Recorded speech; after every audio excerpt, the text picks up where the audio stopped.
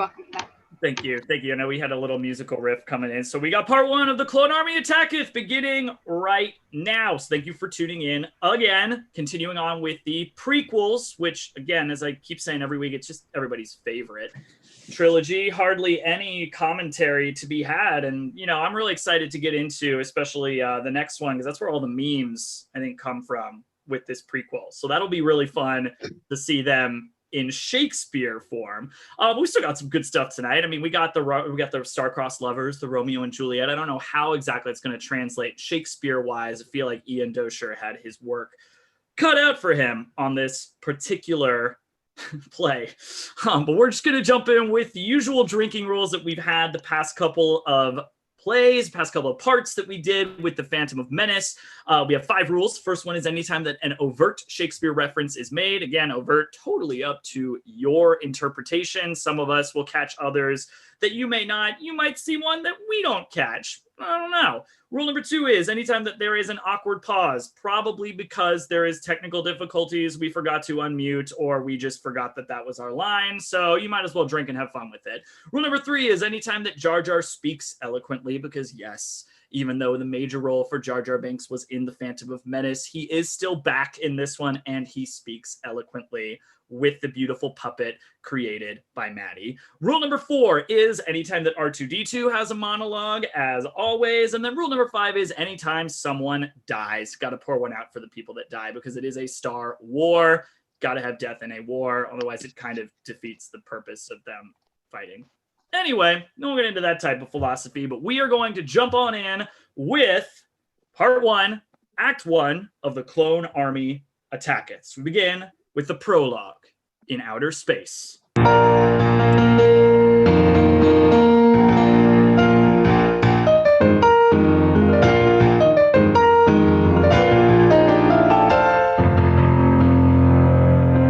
All hurly-burly goes the galaxy. The Senate sees a time of harsh unrest. For many thousand systems do decree, intent to leave the Republic a troubled nest. This movement of the separatists is led by one Count Dooku, garbed in mystery. The Jedi Knights are pressed and thinly spread. The peace they keep grows weaker by degree. A vital vote the Senate doth pursue. Shall they an army for the Republic make? Strong Senator Amidala of Naboo to Coruscant makes way, this plan to break. In time so long ago begins our play in clash-strewn galaxy, far, far away. Act 1, Scene 1, a landing platform on the planet Coruscant.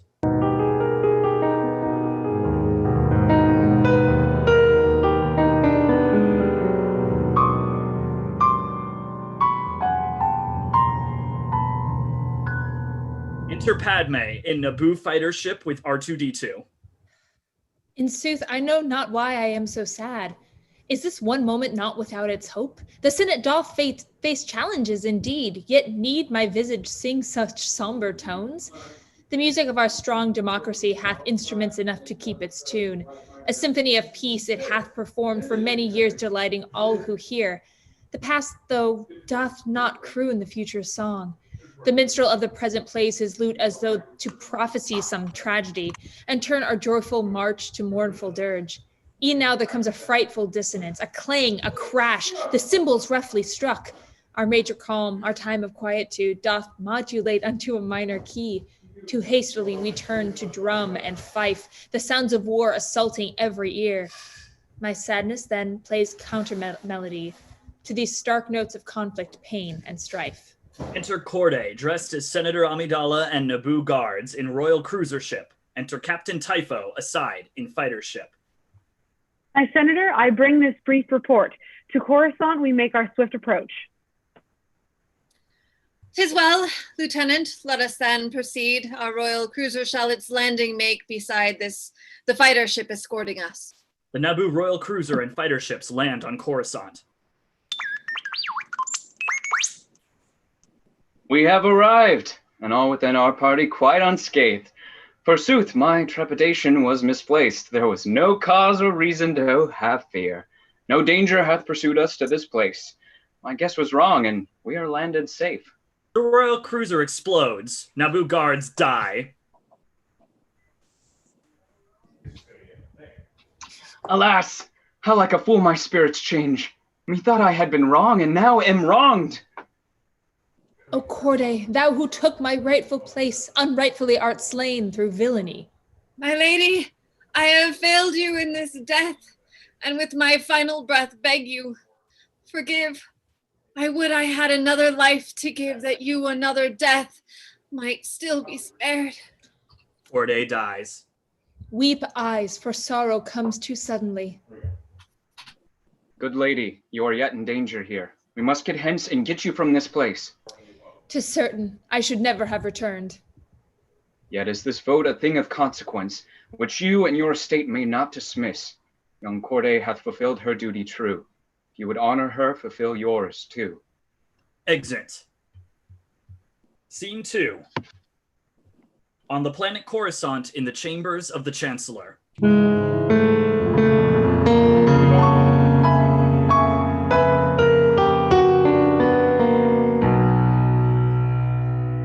Enter Chancellor Palpatine, Yoda, Mace Windu, Ki-Adi-Mundi, and other members of the Jedi Council. The vote shall not suspended be for long. Star systems plentiful continue their most swift departure to the Separatists. Thus doth the Senate presently demand a vote that shall decide if we shall see an army in a strong republic's name. If they would in my country not remain, I shall not let the great republic which hath stood for Lowe these 1,000 years as one be split in twain by any errant group, no matter how misguided they may be. Pray, trust me, my negotiations shall not fail to bring their systems to our fold. yet if they fail, 'twould be the kiss of death. And we have not the Jedi to maintain the order and defense Republic needs against a foe formidable as they. You would do well to bear this in your thoughts. We are but peacekeepers, not soldiers, nay. Wise Master Yoda, what do you foresee? Shall this grim path but lead to bitter war, while all our steps dictated thereunto? The dark side rises, cloudeth everything it doth. Thus the future hides. Enter Darwak in beam. Mahalagina biska uskihu. A loyalist should come. My thanks, Darwak. Mahanohunja parwa. Thou mayst admit them to our presence even now. Another Exit time this Darwak matter. from beam. Another time this matter we'll discuss, yet now the delegation from Naboo I must with all goodwill and comfort greet. Enter Padmé, Captain Typho, Bail Organa, Jar Jar Binks, and other Naboo guards. My dear Senator, your tragedy whilst landing most terrible was, yet that you still live bringeth feelings of deep warmth to this Jedi heart. My thanks, good Master Yoda. Do you have suggestions as to who made this attack? Can your keen Jedi sight see in thus far? Our best reports point to the twisted minds of various spice miners who are found upon the moons of your small home, Naboo. Nay, these reports have not the air of truth, for 'tis my sense Count Dooku is to blame. A shrewd political idealist is the man. To murder hath he not yet turned.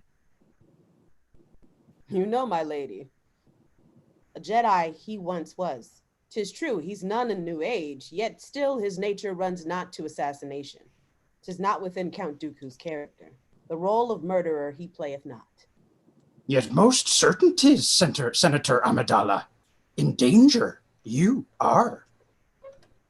Brave Master Jedi, humbly I suggest the Senator be safeguarded by you. 'Tis wise to play our hand in such a way, since this grave moment beginneth such distress. Sir Chancellor, if you would hear me speak, 'tis not my wish, nor is it my belief. 'Tis not your firm belief, young Senator, our situation hath become so dire. It may not be, and yet I disagree. The tide of these affairs hath turned most rough, and threatens now to overturn the ship of our republic. 'Tis most serious. Whilst I do grasp that this additional security might be most noisome, it is also vital you protected are. Mayhap if 'twere a Jedi you know well, a friend of times gone by. I have the man, even Master Obi-Wan Kenobi, eh? 'Tis possible. He hath returned e'en now, a border quarrel near Ancion, with each combatant raging like a moose. He hath of late o'erseen, and presently he hath made his return to Coruscant. If not for your fond people of Naboo, if not for the Republic that you serve, if not for this grim danger you are in, do it if not for these, then for my sake. When my mind ponders thought of losing you, 'tis more, my lady, than my soul can bear. Brave Obi-Wan shall make report to you immediately, lady, and fear not, he shall be most discreet and out of sight, e'en though... My phone died, that's cute. Okay, here we go. E'en though he hath guarded you steadily. Kind Master Windu, take mine utmost thanks.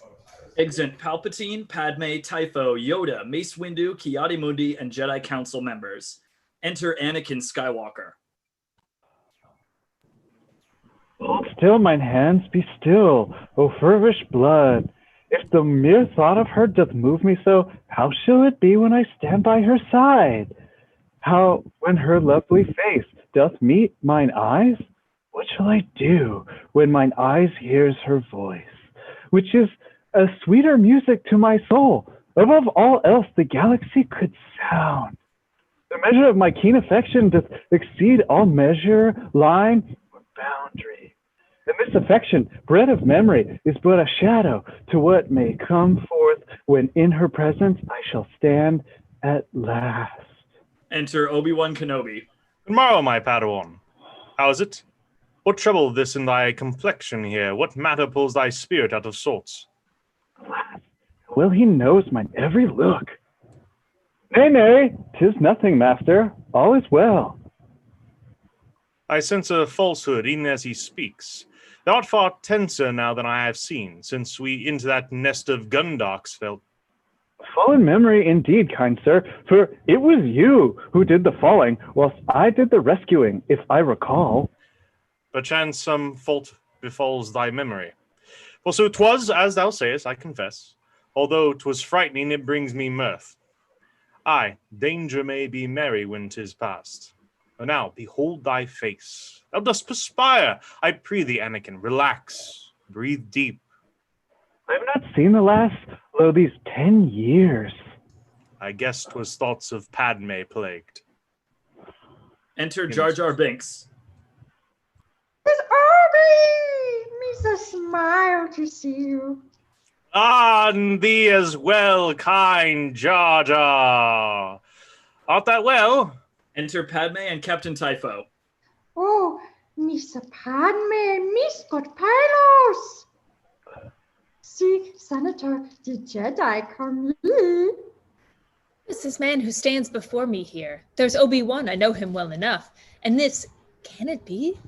'Tis Anakin? How unfamiliar his face to me, how like a man and not the boy I knew. Though I feel I have aged but little since I last did see him back on small Naboo. The change in him doth tell of many years that evidently filled the interim. It is a joy to see you once again. It hath been years too many, Obi-Wan. Time's march continues on as quicksilver. And Annie, is it thee? How thou hast grown! Thou as well, in charm and loveliness. I mean, but loveliness most politic, and charm that doth befit a senator. 'Twas nothing more I meant, nay, nothing more. How like a child he stammers, nervous wretch. Oh, Annie, whether I have grown or no, thou shalt forever in mine eyes be that small boy I met on windblown Tatooine. Our presence here shall be invisible. This is my promise to you, Senator. My name is Captain Typho. I provide security unto Her Majesty.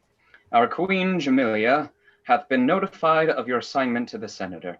Your presence here doth make me grateful, sir. The danger we are in, I'll warrant, is far more than our dear Senator admits. 'Tis not security I need, but answers. For guards I have enough, with questions more. Who's it that tried to kill me on the ship? And wherefore would they seek to harm me so? Is our republic come to such a state? Our charge is to protect you, Senator. Investigation is not our command. We will discover who hath made assault upon thy life, my lady, so swear I. Our mandate shall not be exceeded. Nay, speak thou not out of turn, my Padawan. I meant, but in the interest of her protection, Master, nothing more indeed. I need not tell thee once again that thou shouldest follow my lead, young Anakin. But wherefore? Eh? What didst thou say to me? Good Master, wherefore would they put us in her service were it not to find the one who was her vicious would-be murderer?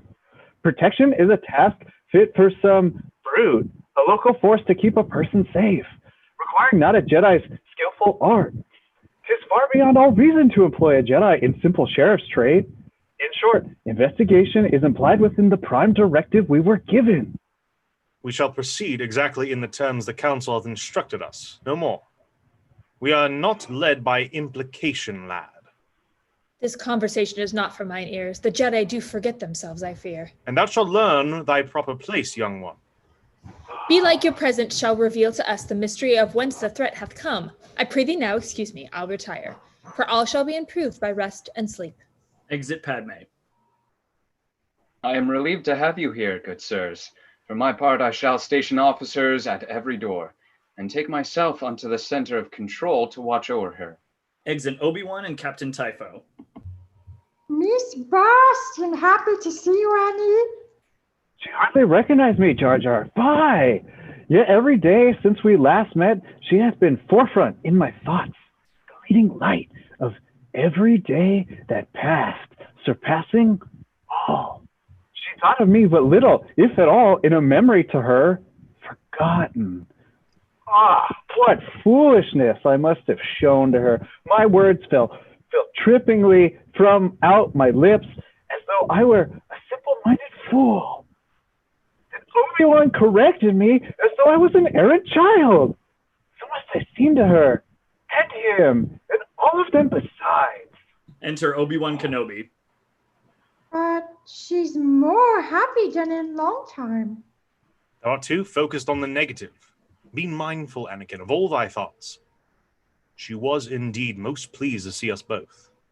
I pray thee, let us verify that all the needed measures are in place to keep the senator safeguarded and secure. Exit Obi-Wan and Anakin. Young Anakin would not speak with such ease, would not pour out the contents of his heart, would not with such a carefree boldness tell the sorrows and complaints within his soul, if he suspected I was more than fool. For years, I've watched among the senators, the politicians' greed, the law's delays, the insolence of office, and the power that makes our little galaxy progress.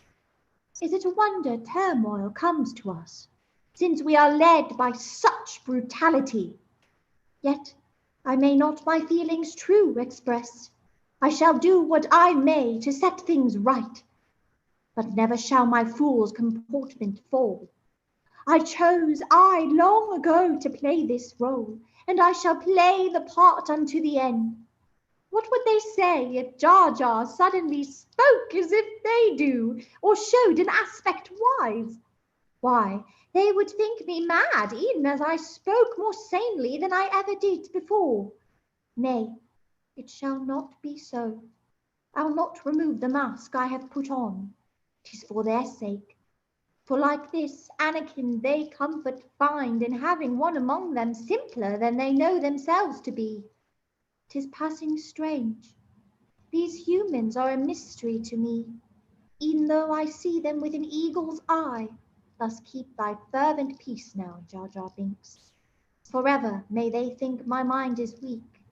This giveth me the advantage that I seek. Exit. Scene 3. On the planet Coruscant, in Padmé's chamber and on the city streets.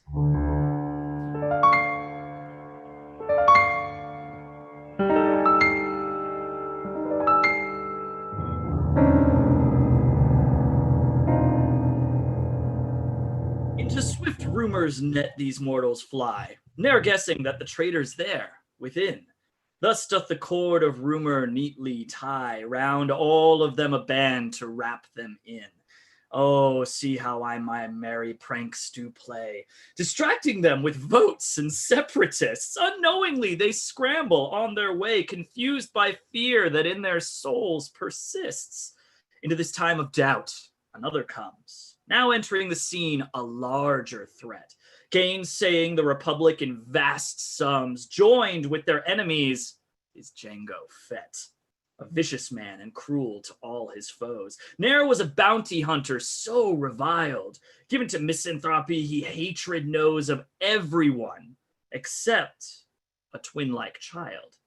Full many whispers doth this rumor spread, engaging every mind in fear and doubt. To every ear doth come my voice of dread, till all the galaxy in pain shall shout.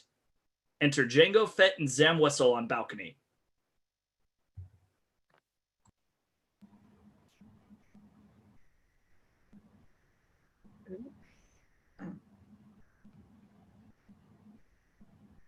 I hit the ship, sir, yet the job's not done.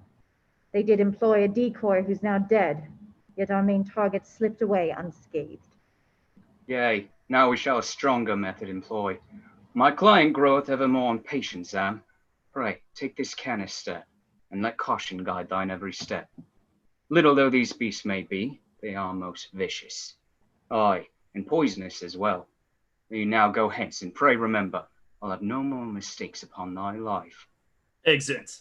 Enter Obi-Wan Kenobi and Anakin Skywalker. Enter R2-D2 aside next to Padmé, who is asleep. King Captain Typho hath more captain. He's a captain. He's not a king. Hath more men downstairs to guard the senator than we shall need. No smart assassin would make an entrance there. Hast thou seen aught of the substance? Oh, nothing, nay. 'Tis quiet as an ancient ruin where the dead lie still, unmoving in their tombs. This waiting doth my better instincts thwart.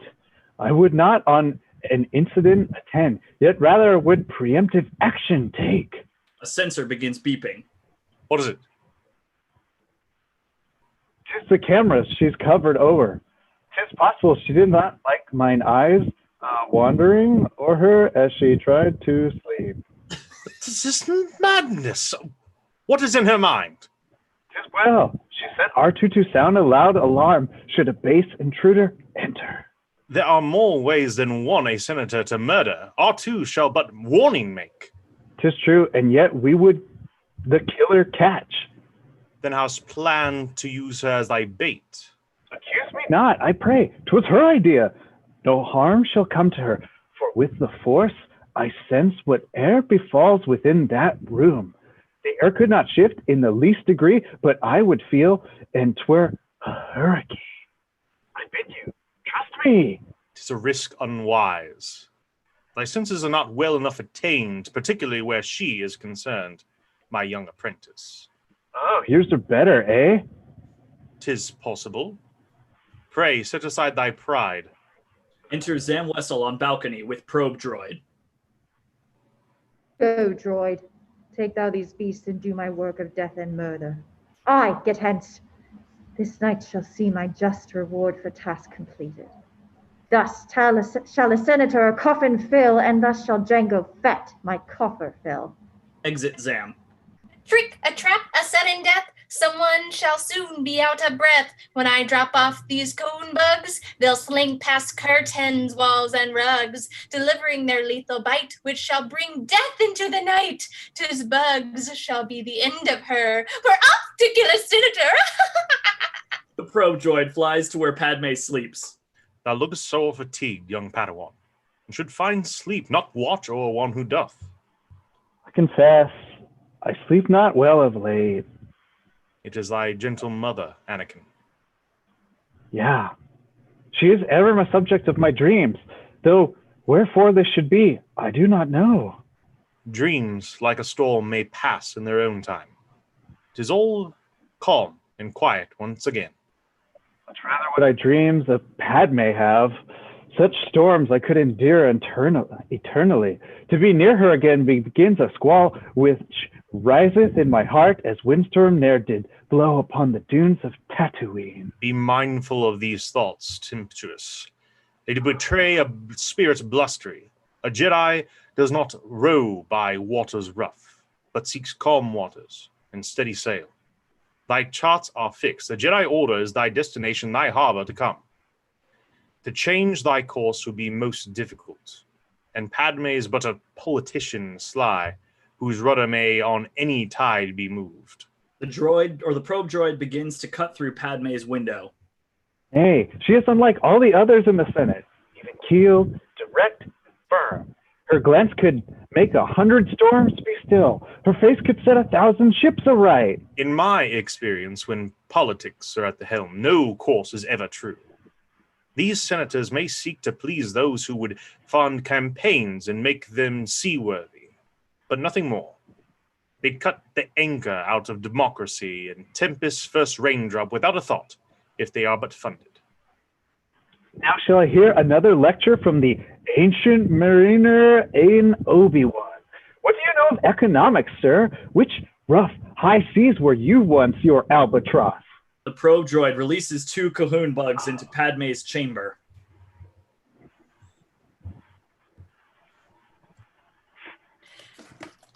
The merriment begins at once. The unsuspecting Jedi dunce hath missed mine entrance to her room, and shall anon behold her doom.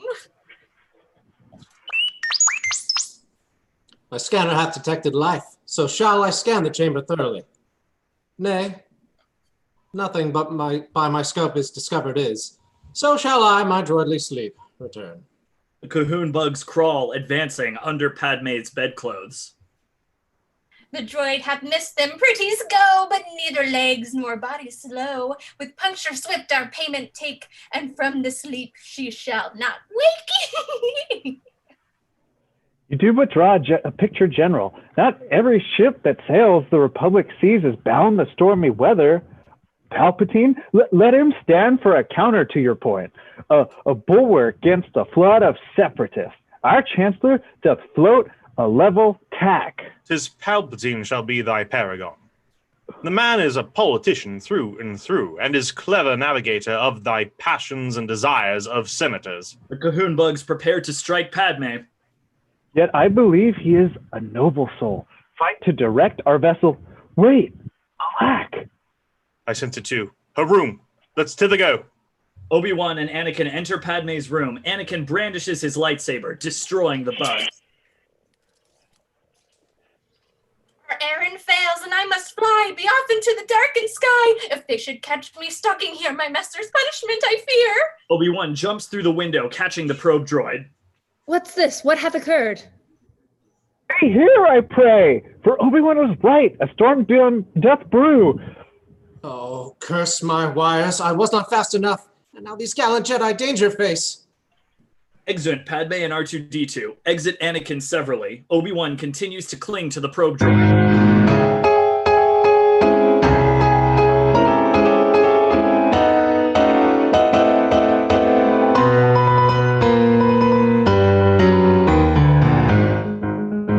Methinks this droid shall be the end of me, for up and down course on busy lanes it pulls me with a mind to shake me loose. Enter Anakin Skywalker on balcony, climbing into a speeder. On speeder's wings I fly most speedily, my master to recover and protect and rescue him from peril dire. Even more, I'll find the worthless rogue who doth attempt to murder my precious Padmé. Go! Exit Anakin in speeder. Speeders, several I barely dodge and see on every driver's face. They little do expect to see a man hanging from a droid midst traffic jammed. If I should fall, they may find bits of me strewn on yon and hither on the city streets. One driver calls me Jedi Poodoo. Ah, yea, and if I fall upon the ground, his bitter prophecy may be fulfilled. I shall, like Poodoo, make the bottom foul. Enter Zam Wessel on balcony. The droid returns, but what hangs thereupon? The Jedi Knight. Alas, I am undone. Some failure doth his presence here portend. Yet he shall not discover who I am, for he shall taste the ghastly consequence of mine exacting rifle's fiery blast. Oh, thither stands my master joy. This hanger-on doth so annoy. Yet what is that within her hand? Her rifle. I don't under. Zam shoots the probe droid, destroying it, and Obi-Wan falls. 'Tis done. Now I shall flee from wrath of Fett. Exit. From bad to worse, this moment swiftly goes, and downward fly my chances to survive. Look how the ground doth speed toward my body. Let not this be the end of Obi-Wan. Enter Anakin Skywalker in speeder. Behold, I see him falling, yet alive. 'Tis not the fall, but landing that shall hurt. Now quickly, Anakin, fly just below and give him space to break his fall with ease. Obi-Wan lands inside the speeder. Captain, hast thou some employment elsewhere? 'Tis ever when faced with such a choice, what spear should I use? A cockpit must be open to the air with speed to match. The color must be pleasant to the eye. A young man must consider this. So to bedeck himself with style. Is this not true? And to thy skill with lightsaber were half as sharp as thy most rapier-like wit, thou wouldst do well, e'en challenge Yoda's art. Methinks my skill doth match his even now. Nay, only in thy mind, apprentice young. Yet truly hear my words, thou hast my thanks, even if I do not share thy jests. Indeed, thine humour I might find more humorous had that not another fate befallen now. Fallen fairly, but less than fell. You are alive. A blessing to us both. And now let us pursue this villainy. Enter Zam Wessel flying in a speeder. Obi-Wan and Anakin pursue her. He flieth straight below into a dive. Take care when thou dost follow, lest we crash. Thou knowest well thou makest me sore afraid. I forgot you like it not to fly. 'Tis not the flying, 'tis the suicide. I would not make a death by accident. See now, the knave hath struck the power coupling. Nay, drive not through its beam, thou pilot wild. Anakin navigates the speeder through the power coupling's beams. His skill at navigation is most pure, yet I'll prevail and escape his keen pursuit. Zam flies into a tunnel. Anakin continues by a different path. What hast thou done? He flew another way. Good master, prithee listen to my plan. This chase shall but result in his demise within a sharp, untimely, fiery end. I would prefer to question him and to discover wherefore he hath tried to kill and who hath sent him upon this chore. I have employed a shorter path, methinks, which shall deliver him to us anon. Yet where is he? It seems he hath been lost. To a shorter eye, for now we are made short. Short of the villain we doth hotly seek, who did fly by a pathway opposite. Again, thou provest only that thou art. I bid thee, sir, excuse me, I must fly.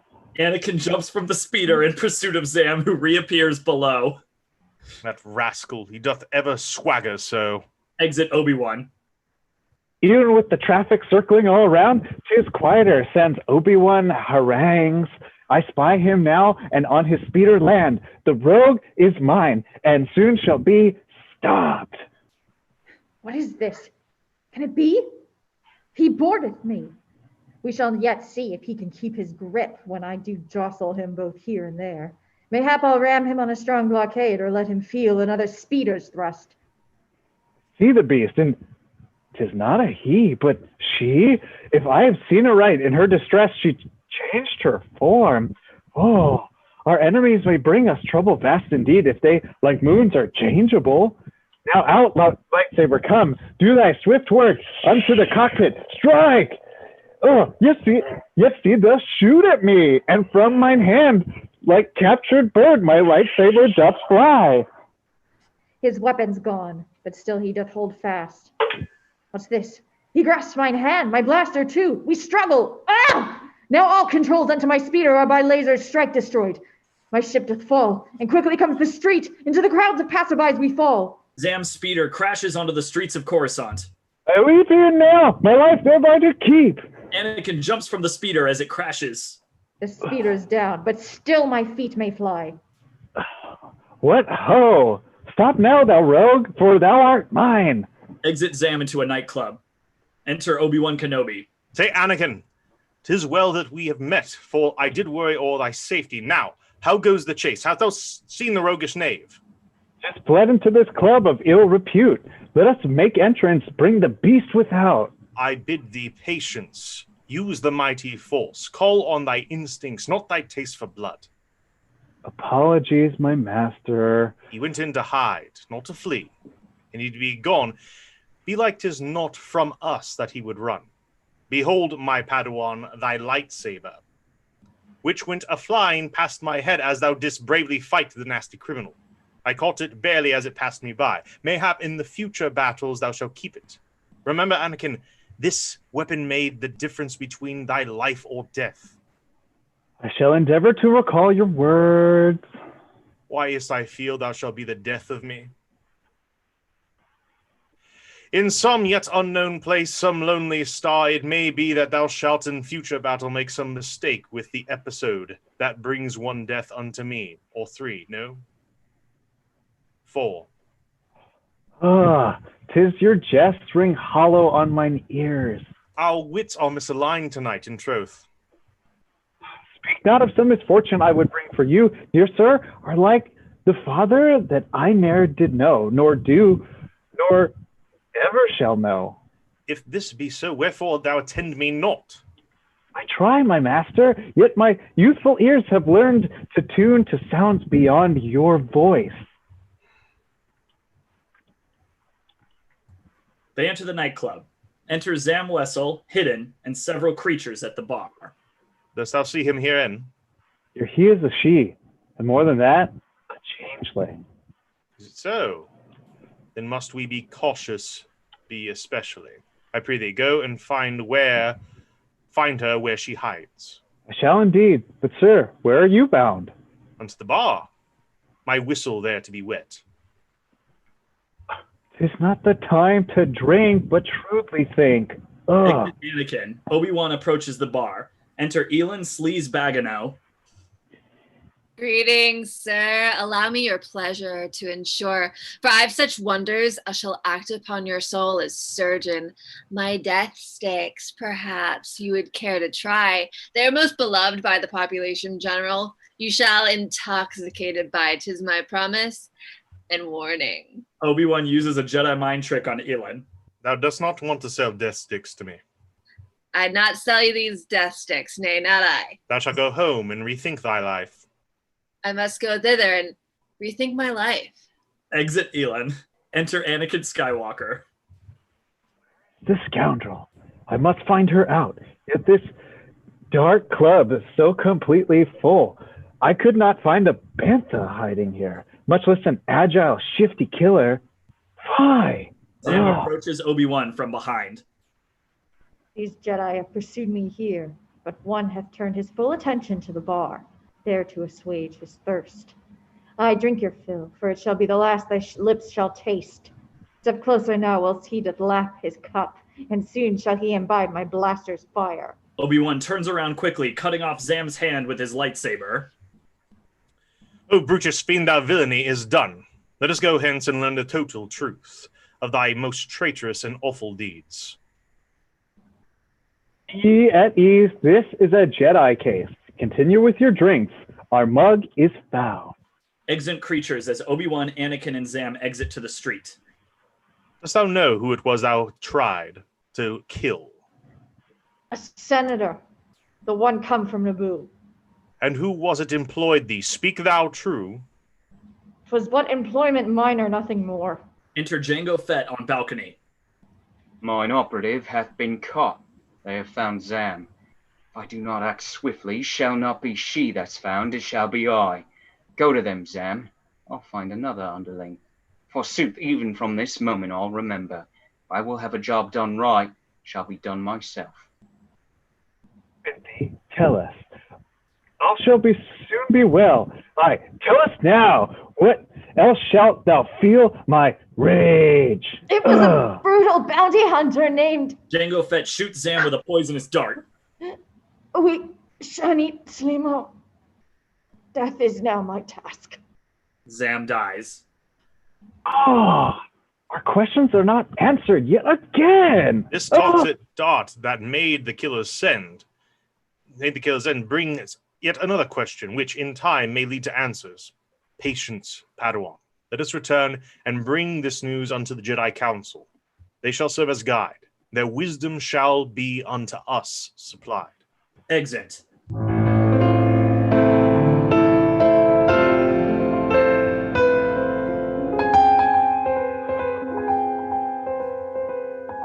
Scene 4. On the planet Coruscant, the Jedi Temple, and the freighter docks. Enter Obi-Wan Kenobi, Anakin Skywalker, Yoda, Mace Windu, Ki-Adi-Mundi, and other members of the Jedi Council. These tidings ill are. Track down this bounty hunter, you must, Obi-Wan.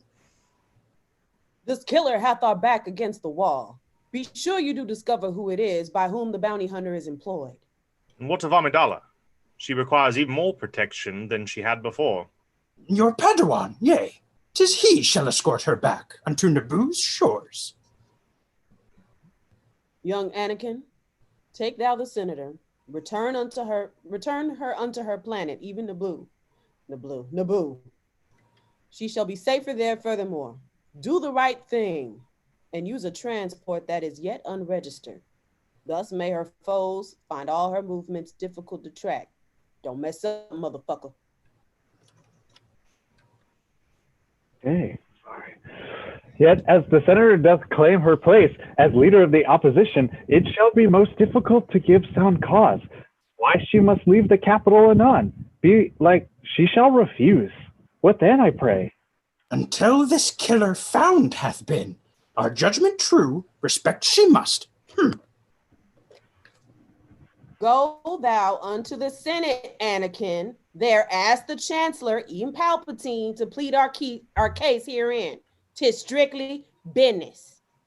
Exit Yoda, Mace, Ki-Adi-Mundi, Obi-Wan, and other Jedi Council members. Enter Chancellor Palpatine. Wise Chancellor, you come in perfect time. Indeed. The Jedi Council doth request your keen assistance in a matter most important to their cause and to my heart. Well, whatever they ask, I do but live to serve. Would you speak to the Lady Senator Yin Amidala of Naboo and ask that she accept the Jedi sage advice to make departure swift from Coruscant, returning to her home on small Naboo? What fools these Jedi be!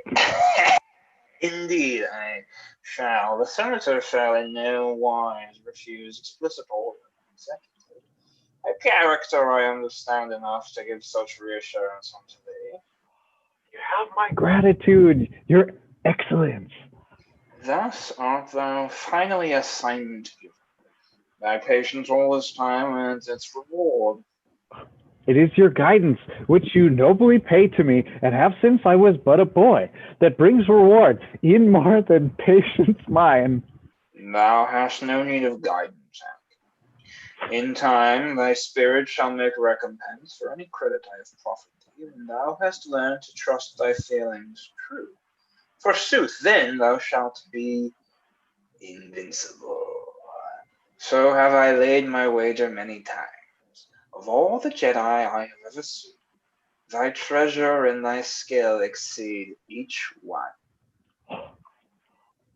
Your words do humble me, your excellence.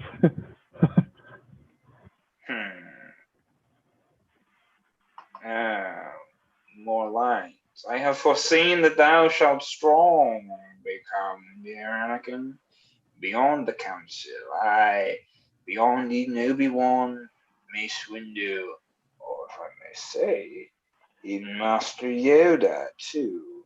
Exit Palpatine. Oh. How does this man speak words that seem to burn? It is as though this Palpatine hath turned to dragon, clad with scales against a strike, protecting him from every blast as though they were of iron forged in flames of blue, with fork and tongue that traces every scent of fear upon his hapless enemies. Such claws that are as sharp as blades of steel, designed for tearing or to puncture flesh. Into a person's soul these knives they grasp, a tail with which to sweep away his foes, such strength within as could an army face, with broadest stroke may fell a mountaintop. Behold, such wings of iridescent hue, equipping him to fly or flee at once, to make attack or make escape at will. Yet all these instruments of dragonhood are but the prologue to this savage fire that scorcheth. All when he doth ope his mouth, shall I, the greatest Jedi, ever be? Is possible that I may yet exceed the skill of Obi-Wan or Yoda too? Oh, how like a blaze the dragon's luring words do play their sparks and flashes on mine ears, do stroke the fierce inferno in my heart. Indeed, I would hear more of his hot speech, for it doth warm my spirits through and through. The dragon Palpatine doth fascinate. He frightens and entices both at once. Yea, I admire his monster qualities and would most gratefully be taught by him. How I may wake the dragon that's within. Exit Anakin. Enter Yoda, Mace Windu, and Obi-Wan Kenobi above on balcony. Concerned I am for my young Padawan. He is not ready for this assignment to receive and undertake, and not on his own. The council thinks not, and utmost confidence hath in its decision. Incredible's the talent of boy. Yet, master, still he doth have much to learn. 'Tis true the boy hath vast abilities, but they have made him somewhat arrogant. Indeed, Obi-Wan, a flaw growing common in the Jedi Order. Too sure the Jedi, too sure of wisdom, of skill, in the older ones. Hmm? I prithee, do remember, Obi-Wan, if it may be the prophecy is true, then in the universe's smelting pot wherein our galaxy is bent and shaped, your young apprentice is the Iron Man who shall forge balance in the Force again and fix our cause as metal against the dark. Exit Yoda, Mace, and Obi-Wan. Enter Anakin Skywalker, Padmé, and Jar Jar Binks. A leave of absence I must take anon, and thou must in the Senate take my place. Come, Jar Jar Binks, my representative. I know I may on thy good judgment trust. Oh, Misa, please to take this burden, accept with muy humility. My thanks, kind Jar Jar. I'd not hold thee here. Well, I do know the urgency nature of thy vital new responsibilities. 'Tis so, my lady. Now I go in, and shall do what I may to work for right. Exit Jar Jar. This Jedi plan, which is to hide in fear, doth not conform unto my strong desire to stay and show my strength e'en against this threat. Fear not. The council hath decreed that there shall be a full investigation. It shall not be long ere Master Obi-Wan hath caught the worthless bounty hunter who hath ordered this attack upon thy life. Shall it be all for naught that I have worked this bygone year against the act that would create an army in Republic's name? Are all mine efforts so in vain that I may not be present when its fate is sealed? It is though I run a vital race, and in the final moments have been forced to wander off the track and forfeit all. 'Tis more than just unfair, 'tis unjust. At times we must our errant pride release, and do that which is asked of us indeed. Thy words do sting, yet show that thou hast grown. My growth is still by Obi-Wan ignored. Pray, understand, the man's a mentor true, with wisdom like to Master Yoda's wit, with power like to Master Windu's strength. 'Tis fortunate I, his apprentice, am. Yet hear me now. Judge thou mine honest boast. In many matters, I exceed the man. Prepared I am the trials for to face, yet he believes me unpredictable, and shall not let my Jedi rank advance. Thou must in this a deep vexation find. It's worse than more vexation. He gives more of criticism than I do deserve. He lends opinion freely, but doth not so willingly give ear to hear my words. In truth, the man doth understand me not. When I am thusly clipped, how may I grow? Hath bud ere blossomed sans the watchfulness a gardener doth skillfully extend. E'en when 'tis time to wield the pruning shears, our mentors see the worms, the quick decay, the stems that in the wrong direction sprout. They pluck where 'tis most needed, such that flowers as we may bear our fragrance to the world. 'Tis true, I know 'tis true. I have my weeds. So let thy beauty flourish in its time, and seek thou not to force untimely growth. Yet I am fully grown, and would unfur my petals to the wind and to thy notice. Look not upon me with such seedy eyes. Wherefore not? It drives my bud to rot. Apologies I give thee, worthy rose, for bringing such a stench unto thy nose. Thus have I planted root of love too soon. Enter Obi-Wan Kenobi, Captain Typho, Dorme, and R2-D2. Most worthy lady, time has come to leave. I pray, be safe until we meet again. Kind Captain Typho, thanks, and take thou care of Dorme, for the threat now falls to you. You shall be safe with me. Whence come these tears? I'll warrant thou shalt be kept well secure. 'Tis not for me I weep, nay, 'tis for you, and for the fear I feel for your own sake. What if your enemies discover you have fled the capital back to Naboo? Then shall we see this Jedi prove his worth, and show the skill that shall protect my steps. Good Anakin, a word before thou goest. Do nothing sans the consultation of the Jedi Council or myself. Dost hear? Shall be so, my master. Senator, I shall unveil this vicious plot anon. So shall you hither make return at once. Shall most grateful for every speed you may deliver, Master Obi-Wan. We must away. I follow. Lead thou on. The Force be always with thee, Anakin. You as well, good master mine. Adieu. I hope the boy shall nothing foolish try. 'Tis she, not he, who makes me worry, though. Young may work our older nerves some woe. Exit Obi-Wan, Captain Typho, and Dorme. Upon the moment shakes mine heart with fear. My first assignment is, I fear as well. All shall be well. R2 shall keep us safe. He makes this comment as a jest, yet I shall offer them my very best. Exit.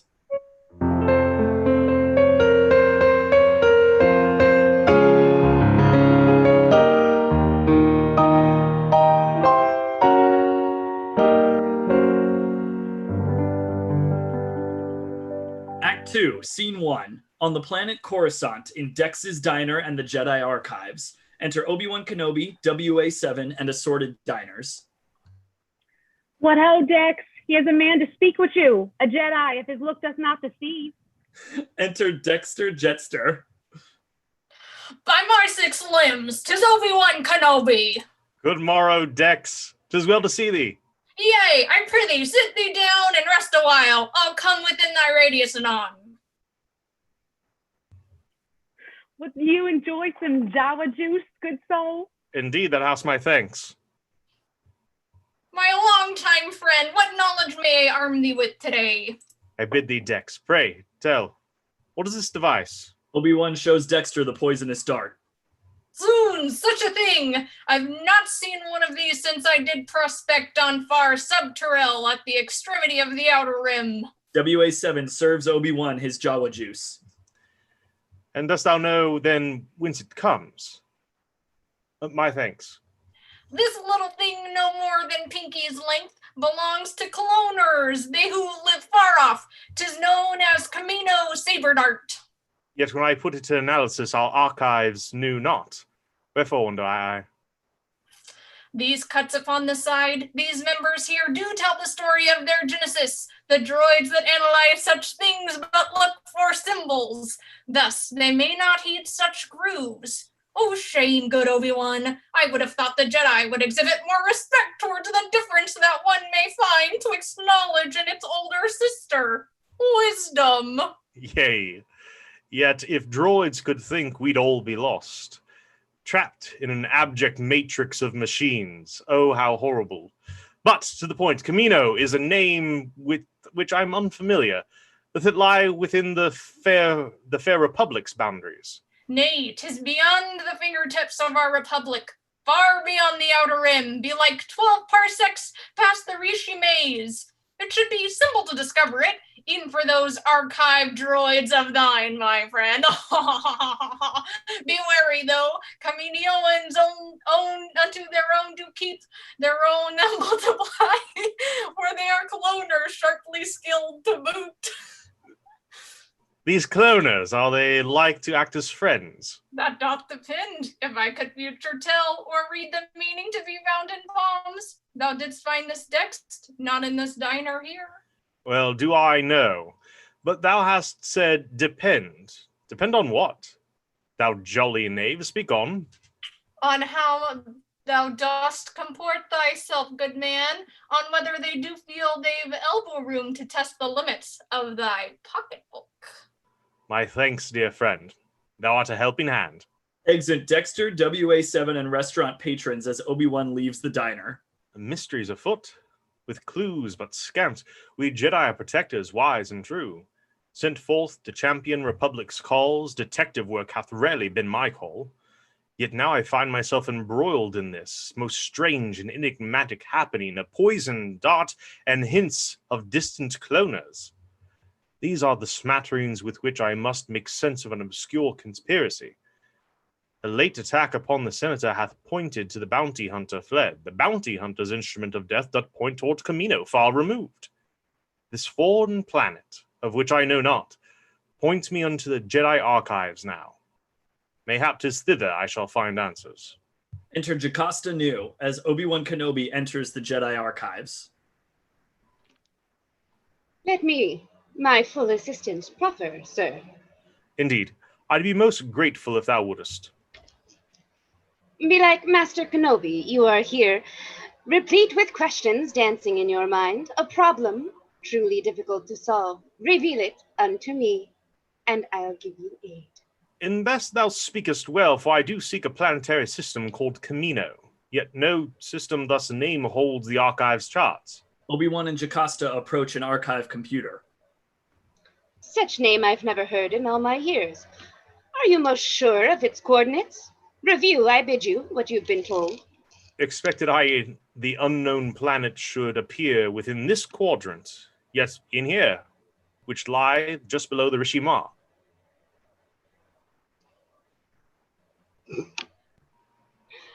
Except no system doth appear there, so it doth not exist. It must be thus.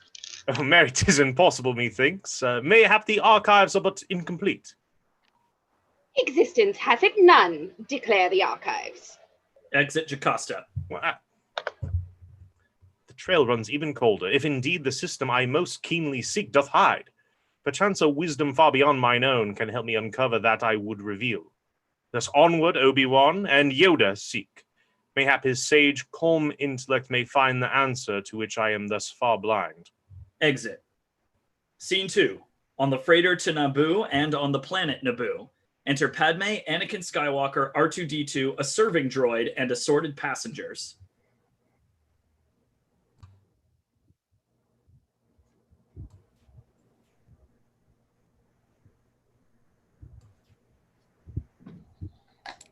Go hence, thou brutish knave.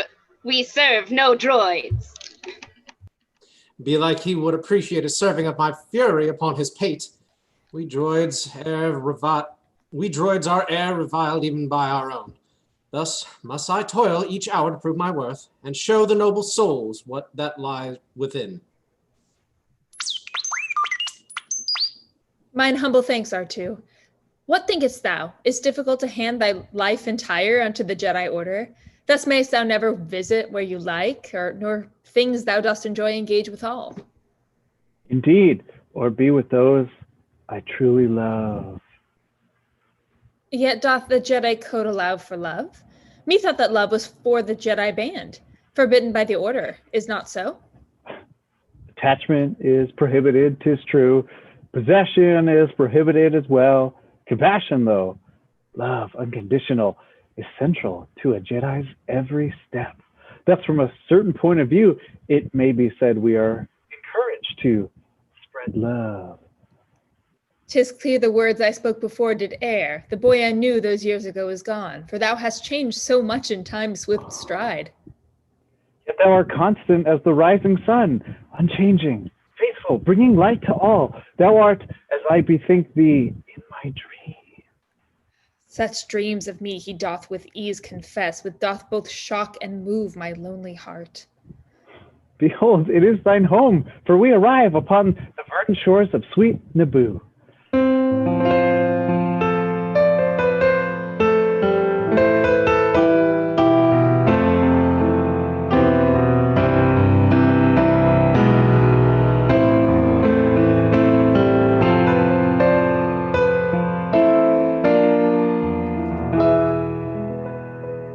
Exit passengers as Padmé, Anakin, and R2-D2 make their way to the court of Naboo. My mother country, land where I was born. Each time I see her, I am all delight. Thou heardst of my dreams, my lady. Tell me, what was it like to be Queen of Naboo? Though I was very young, I was not yet the youngest queen elected in Naboo. Yet as I do look back, I wonder if I was prepared the task to undertake. Belike I was not old enough to bear the onerous responsibility. And yet thy loyal people do believe that thou didst serve them well. Did they not move to so amend the lot that thou couldst stay a longer time as their beloved queen? It was relief beyond all measure when my double turn was up and I was free. When our new minted queen did call on me to serve the Senate, I could not refuse. Aye, she did judge aright, for sorely doth the Republic need strong voices such as thine. It pleaseth me that thou didst choose to serve, as I work toward the fair Republic's good. Enter Queen Jamilia, Sio Bibble, and members of the Naboo court. My queen, your humble servant hath arrived, and swiftly shall I give you my report. The vote is near and shall be taken anon. I fear that if the senators do vote to make an army in Republic's name, we'll see a period of civil war. It must not be. We've not seen a war to such degree since our Republic was first formed. Do you see any way, good Senator, that we through some negotiations may convince the Separatists to end this threat and join once more into the Republic fold? If they feel threatened, they shall never join the flock, but go astray like errant sheep. They shall flee to the commerce guilds or to trade federations which shall shepherd them. This bleeding must be stopped. Outrageous 'tis. Yet after trials for within the court supreme, Newt Gunray doth still wield his staff as viceroy of the Federation. Fie! I fear the Senate is too far afield, all powerless this crisis to resolve. We must, as lambs, look to the larger herd and keep faith that our brave Republic shall know how to guide this situation right. The day when we are shorn of our belief in strong democracy, on that day it shall be lost to us eternally. In all mine horizons, I pray that day may never come, your noble majesty. Meanwhile, your welfare here is paramount. Good Master Jedi, what can you suggest the Senator's defense to guarantee? He is no Jedi yet, but a Padawan. Methought... A Padawan, but I may speak. Yet out of turn, remembering not thy place. Methought near by the lakes I could reside, by country veiled in isolation full. There shall I be most safe. Beg pardon, ma'am, yet I am charged with thy security. This is mine home, I know it better still. We have come here so I may hide within. It would be wise if thou didst advantage take of all the knowledge I may bring to bear. Apologies, my lady. I misspoke. Well then, 'tis settled. Go upon thy way. May fate wind cords of safety round you both. Exit all but Anakin. Have I lost my lady's heart? Nay, nay, even though I press too hard, it is not so. Vainglorious, oh, Anakin, art thou e'er with a childlike temper quick to resulting in my lady's cutting glance? Get hence, O boyish pride, else she shall snub our every hope for love's most warm embrace.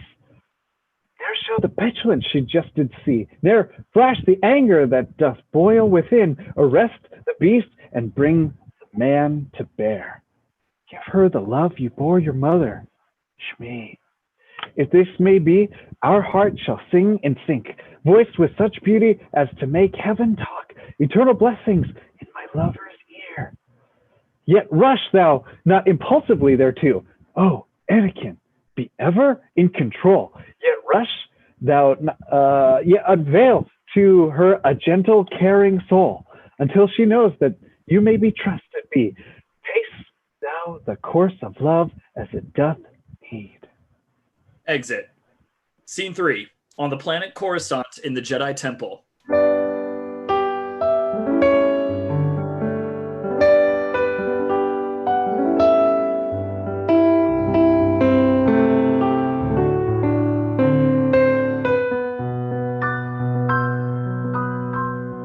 Enter Yoda, Obi-Wan Kenobi, and several Padawan younglings.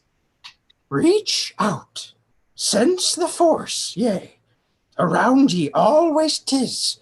Use feelings ye must. Pray, younglings, attend. A visitor hither comes. Master Obi-Wan. Good morrow to you, Master Obi-Wan. Receive my greeting back, ye younglings small. Or ere a challenge may you swiftly rise. And I do wish you a merry day.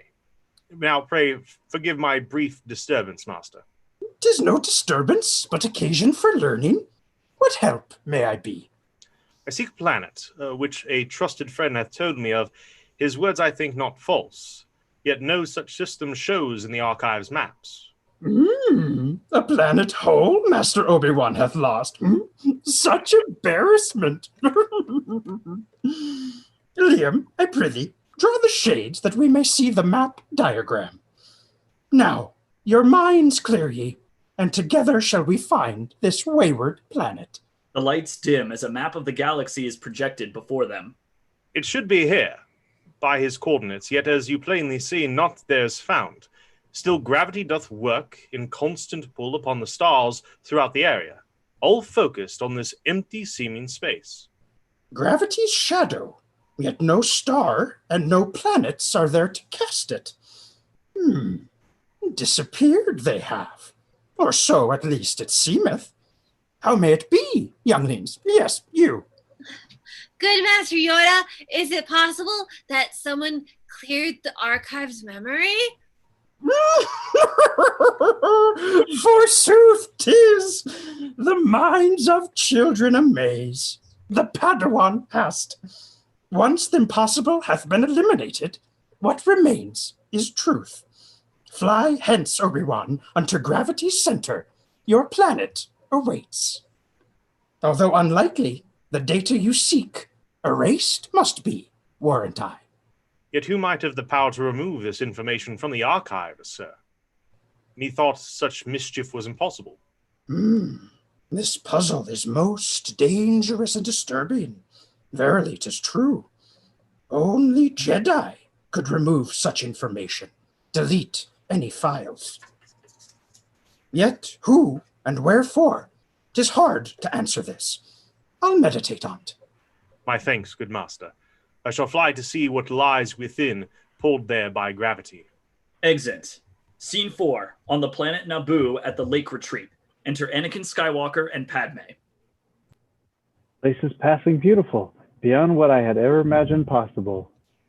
I hither came when I was yet a child, and would unto that island thither swim, my fellow students and my friends withal. 'Twas there within the water's cool embrace I felt at home, unburthened by my cares. Upon the sand we all would happily lie, and then the sun take every drop from us. There with my good companions as we lay, and named the singing birds by our own whims, I was at peace, vast peace beyond compare. For me the sand hath never been a balm. Tatooine we are encumbered by too much of its most coarse and unkind touch. It is an ever-present irritant. Not like the peaceful sands of thy Naboo, here all is soft, like cheeks upon a babe, and smooth as sculpted alabaster too. He touches her arm. They kiss.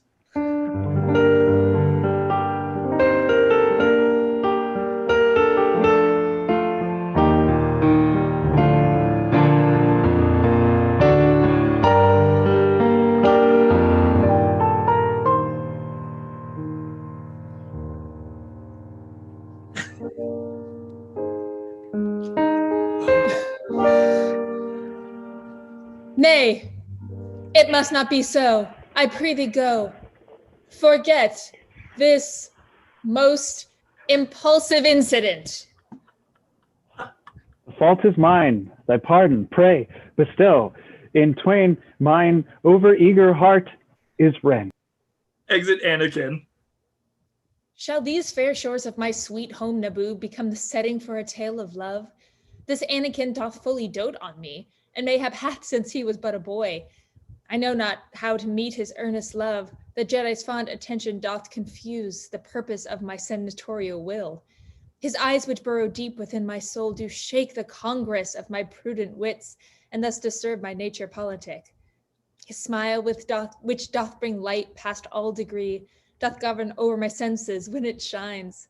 His spirit, vulnerable, sweet, and kind, doth stand before me like a man condemned, as though 'twere I who could his pardon grant. In these perplexing moments doth mine heart quite nearly my shrewd reason overthrow, until I would unto a court of law present myself, and there with strength declare that all my being hath election made, and named him master of mine humble state. But soft, this cannot be. I may not so forget myself as to be moved by the sweet campaigning of a lover's kiss. There is a season for the heart's desires, which is but out of season presently. This moment of the Senate's urgent need doth hold no place for sighs of fickle love. I am resolved to play the senator, fastidious unto the Republic's cause. Though Anakin writes me a lover's role, henceforth I must perform a wiser part, and let the head take office o'er the heart. Exit.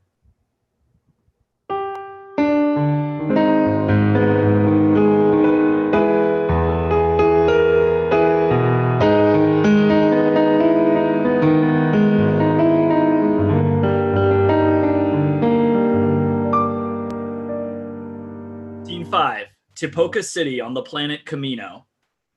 Unwittingly, the lovers miss the mark. Naive whilst rumor whispers in their ears, veiled by confusion that doth lead to dark. E'en such a one as Anakin hath fears. Indeed, his heart is tempered by cruel fire. Love may come forth, but shall by him be spoiled. Eventually, as rumor doth conspire, deep in mistrust their love shall be embroiled. In this doth rumor play her merry wiles. Suspicion in their minds, ere I foment.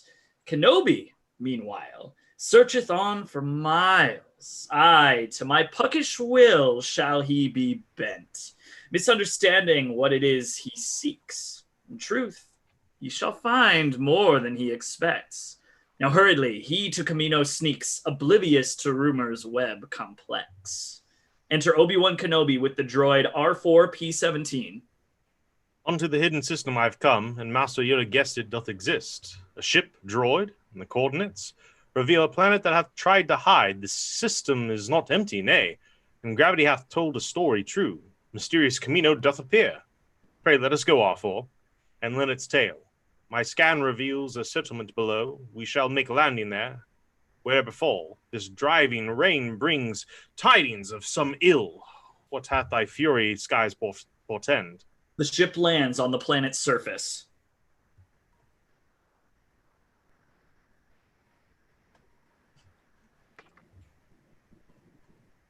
Ah, yes, R4. Quite right. I pray, remain here with the ship. Exit R4-P17 as Obi-Wan enters the cloning facility. Enter Tan Wee. Good Master Jedi. Salutations, sir. Our High Prime Minister sends his regards. I'm expected. 'Tis impossible. Indeed, 'tis well to meet you in our home, since we so long have been in touch with you. Such wondrous mysteries I find within. Give us but time, and you shall have yet more. Come now, and I shall show you on your way. They approach another chamber. Enter Lama Su. Our High Prime Minister in Lama Su. My greetings. For this welcome I give thanks.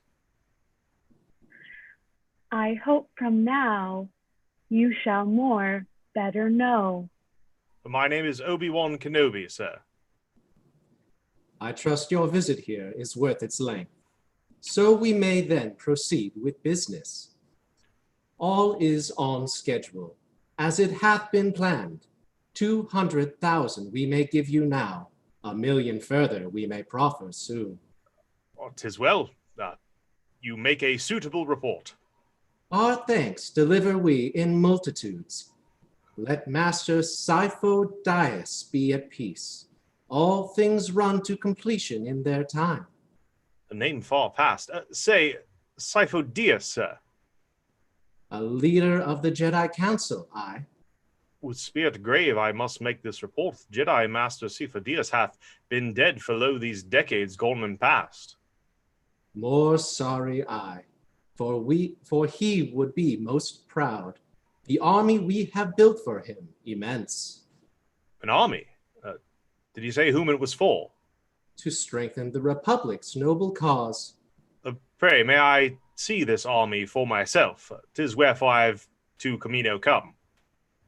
'Tis our delight. Pray, let us thither go. Obi-Wan, Lama Su, and Tanwi begin touring the clone facility. This vast clone army we have built may be the best that we have e'er created yet. The clones themselves can think creatively. Thus are they unto droids superior. Their combat training is our greatest strength. The group you see below is 5 years old, though you shall see they older do appear. 'Tis growth acceleration makes it so. To speed their growth is indispensable. Thus clones may be mature in far less time than if we were to wait a lifetime full. 'Tis done in half the time with this technique. The clones are utterly obedient. They take the orders given sans questioning. Their genes have, through our toil, been modified to take away the independence from the host, the subject, the original, the bounty hunter known as Jango Fett. To keep him safe, he liveth here with us. The only thing he did of us demand, that is, apart from his most ample pay, 'twas to receive a clone that he could keep, true and unaltered, not made pliable, the replicant exact of his own genes, touched not by an accelerated growth. This clone he raiseth as a cherished son. I should delight to meet this Jango Fett. May such a meeting be arranged? 'Tis our delight. Pray, let us thither go. She leads him to Jango Fett's chamber.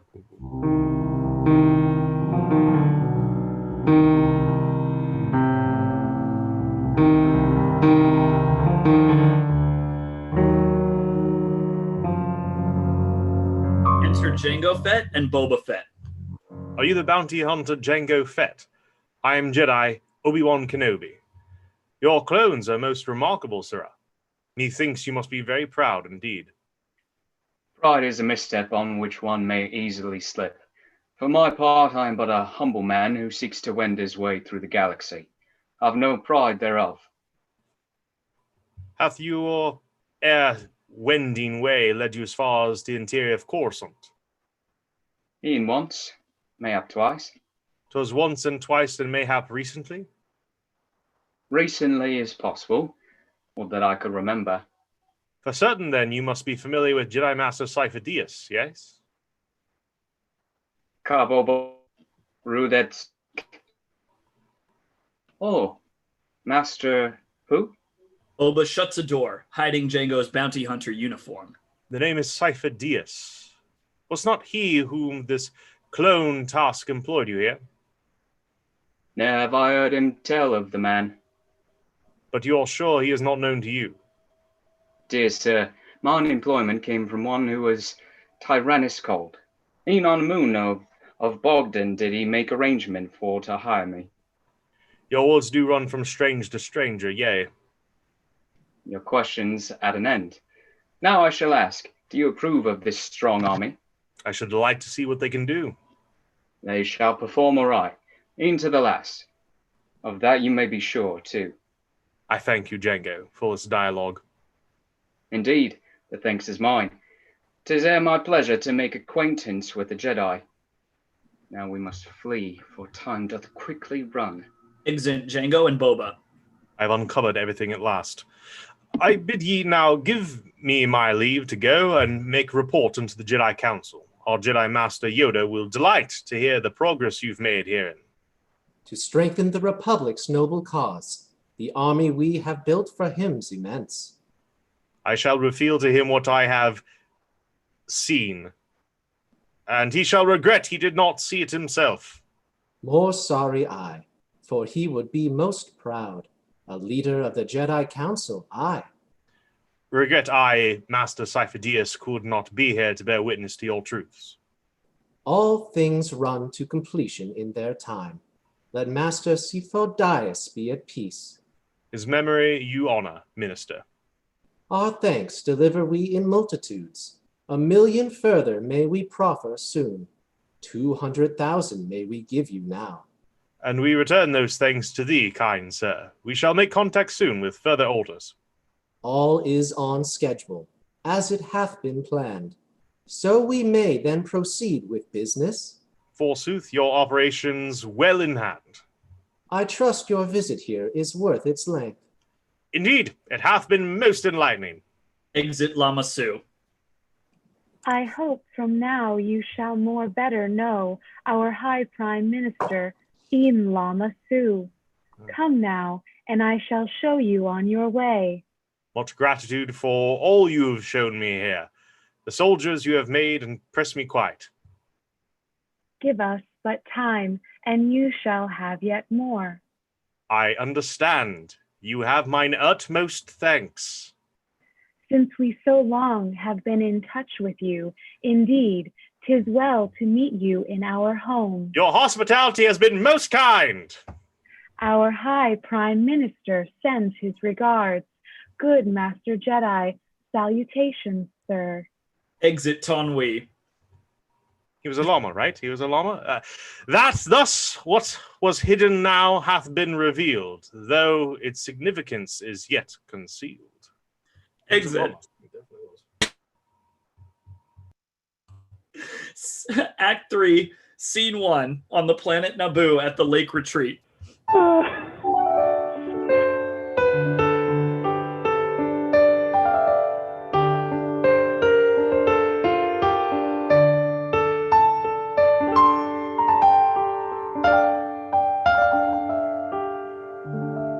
Enter Padmé and Anakin Skywalker.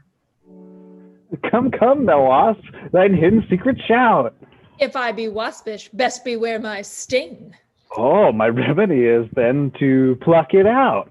If thou shalt pluck, I shall not tell the thing. In sooth, I do not know. Oh, methinks thou dost. Wilt thou perhaps a Jedi's trick employ and plunder all my thoughts with ruse unjust? Nay, with such base tricks I'd not see thee annoy. Besides, such mind games would not work on thee, for they are only used upon the weak. If thou shalt not be touched by jealousy, I'll give to thee the answer thou dost seek. Of my first kiss may the small tale be sung. Mine age was 12, and he was Paolo named. A legislative program for the young did mark the place where first my lips were tamed. A handsome boy, and older by some years, with raven's eyes and curly hair of brown. Thou spoke long enough to burn mine ears. What of him? How did he let you down? What was his error or his fatal blunder? Or was it he whose interest did fade? Aye, wert thou made or unmade? Oh, you wonder. No wonder, nay, but certainly a maid. To public service my direction led, whilst he became an artist in Naboo. Mayhap 'twas he who has acted with his head.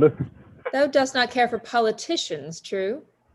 Nay, there are 2 or 3 I do prefer. They are an ample feast to suit my taste. There is one doth of which I'm yet unsure, whose flavor is with zest and spices laced. Yet, by much earth, I think the system broken. 'Twas not the cogs, but 'tis the whole machine. How should it run if in thy words 'twere spoken? They all should sit together and convene, discussing every matter of the state, and make arrangement as to what is best for every creature, whether small or great. Then on their findings shall their actions rest. Yea, as thus just how said, we surely do, yet trouble comes when all cannot agree. Well, then those who disagree are most untrue, and must be made to sing in common key. By whom? Which choir master wouldst thou name? I don't know, someone who would conduct the group aright. Wouldst thou hold the baton? 'Twas not my claim. Then someone else? Aye, someone wise, with might. Thy tune doth sound more like dictatorship. Well, if it would work, I'd sing its melody. Thou mockest me, I see it in thy lip.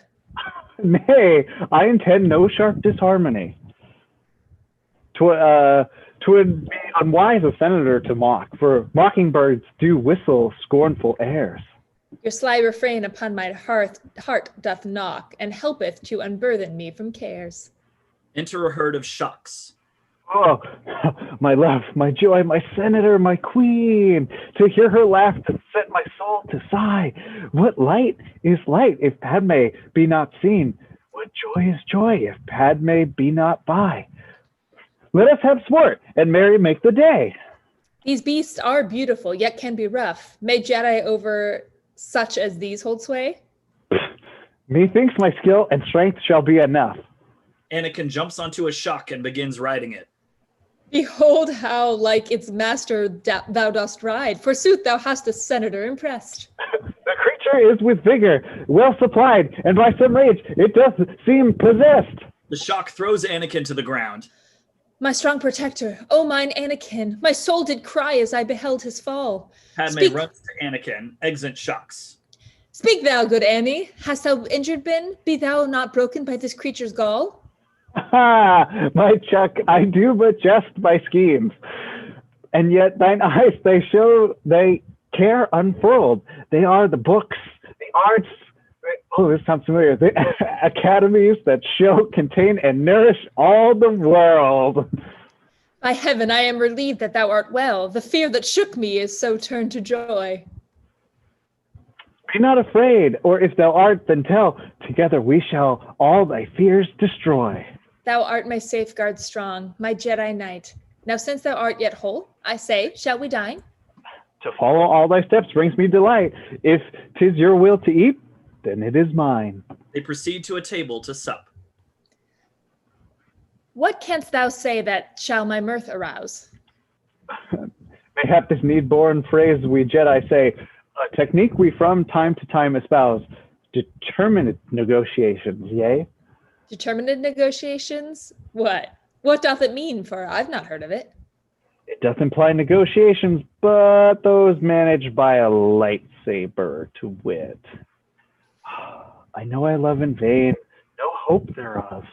Yet in this captious and untenable sieve, I still pour in the waters of my love. It is the very hope for which I live. Now bring the force upon this happy scene. I shall employ its power, my last to tease. Anakin uses the force to lift a pear and bring it to him. Such tricks do render all my thoughts serene. 'Tis well they'd not put Obi-Wan at ease. He cuts a slice of pear and using the force passes it to her. This fruit thou sendest me the force withal shall fall most pleasantly upon my lips. The thanks I render thee are far too small to quite express from my spirit slips. Pretty and witty, wild and yet too gentle, thou fashioned art of paradox in part. Yet such faint praise can be but detrimental unto the noble man thou truly art. Thou art a treasured and a worthy friend, protector of my life, though all unplanned. If things were changed, perhaps love would transcend and tame my wild heart to thy loving hand. The closer we become, the more I ache. To be since you would steal my very breath. The kiss thou gave, which I did gladly take, doth move upon my passions as a death. Can I go forward when my heart is here? The heart that thou lips have turned to scar?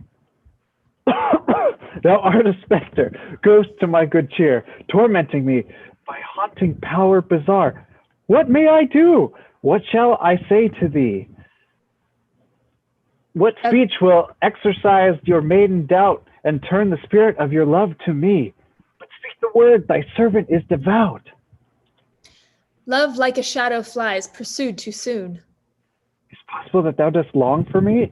If thou dost suffer love, then 'tis a boon. But say 'tis so, and we may join it be. We two may not within one love be knit, for love is blind, and lovers cannot see the pretty follies that themselves commit. How pretty would such follies in us be? It is not possible. Oh, say not so. The course of true love never did run smooth.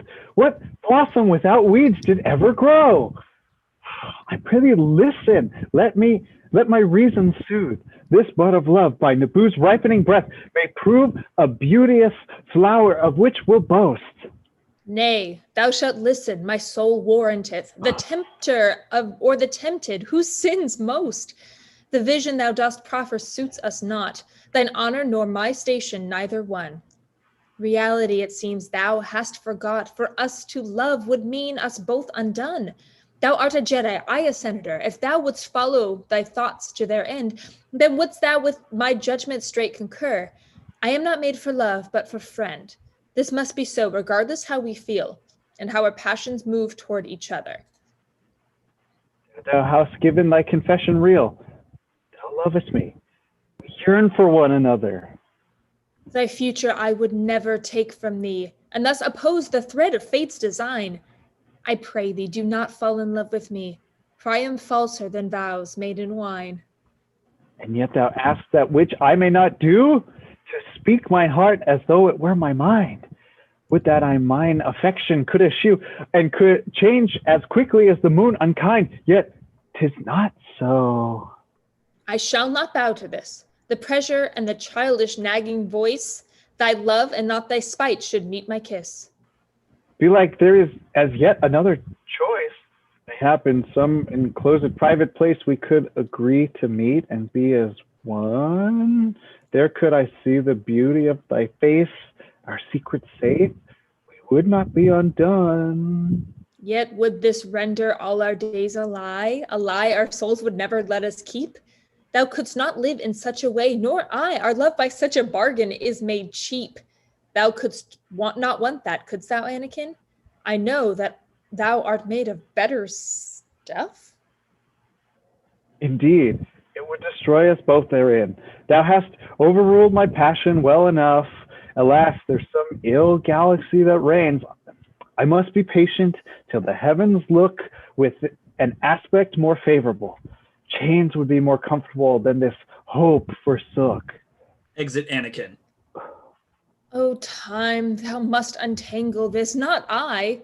It is too hard a knot for me to untie. Exit Padmé. Scene 2. Tipoca City on the planet Kamino.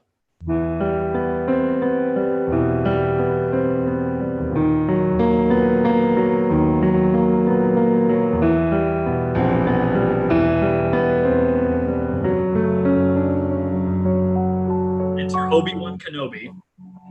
Answers to Kamino did I come, and such I did receive in quantities. 200,000 answers met me here. Yet with this army comes more questions on what was it Sidious hoped to do? And who is this Tyrannus Fett speaks of? I must make contact with the council indeed. Enter R4P17. R4, I bid thee set code 5 for Coruscant. Care of the Elder's Home. Enter Yoda and Mace Windu on balcony. Good masters, I have established contact with Kamino and with its prime minister. He's a llama. He's actually a llama.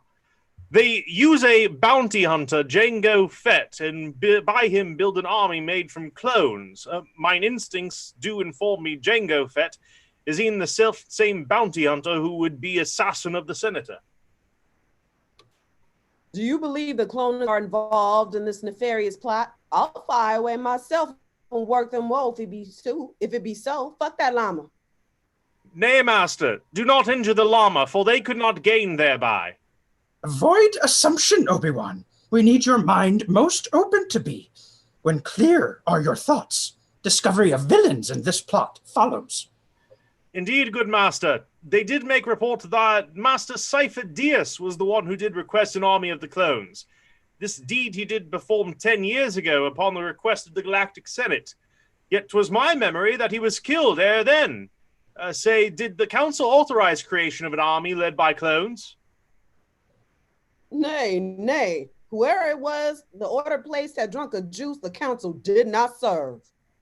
If you can bring him, capture the llama. If not, this bounty hunter vicious. Question him. We will. Indeed. I shall report when he is mine.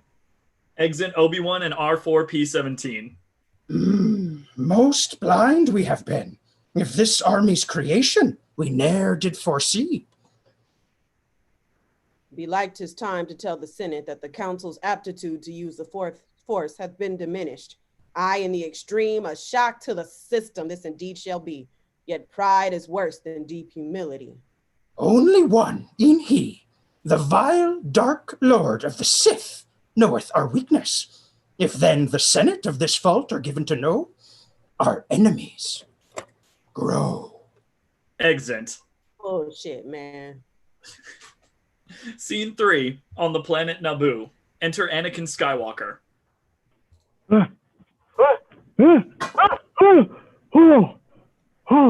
Having funny lines. Oh, what nightmare viciously affects my mind.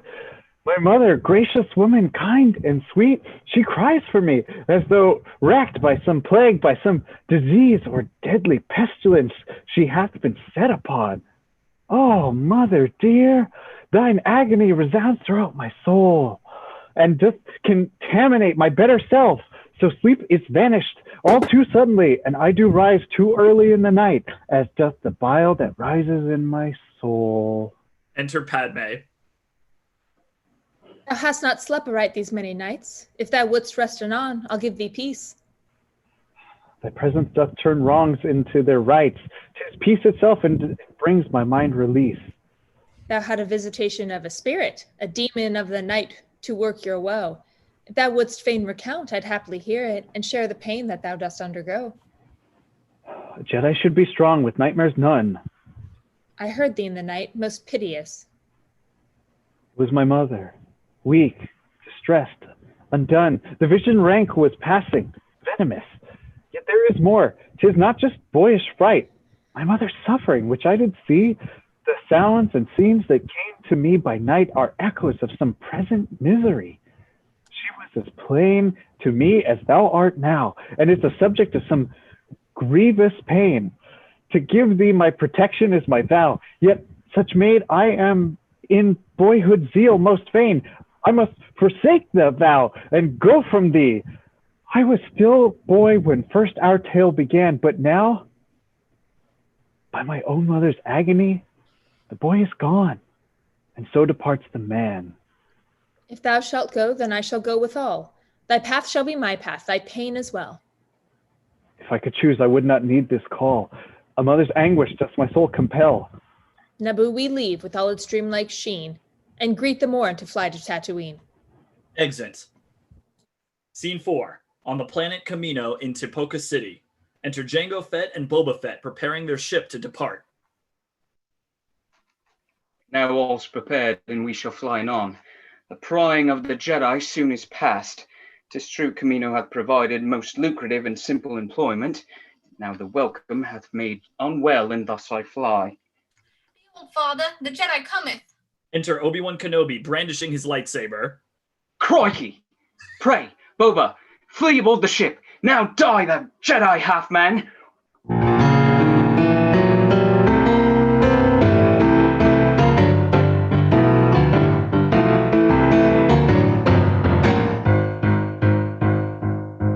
As he flies into the air with his jetpack, Jango shoots at Obi-Wan.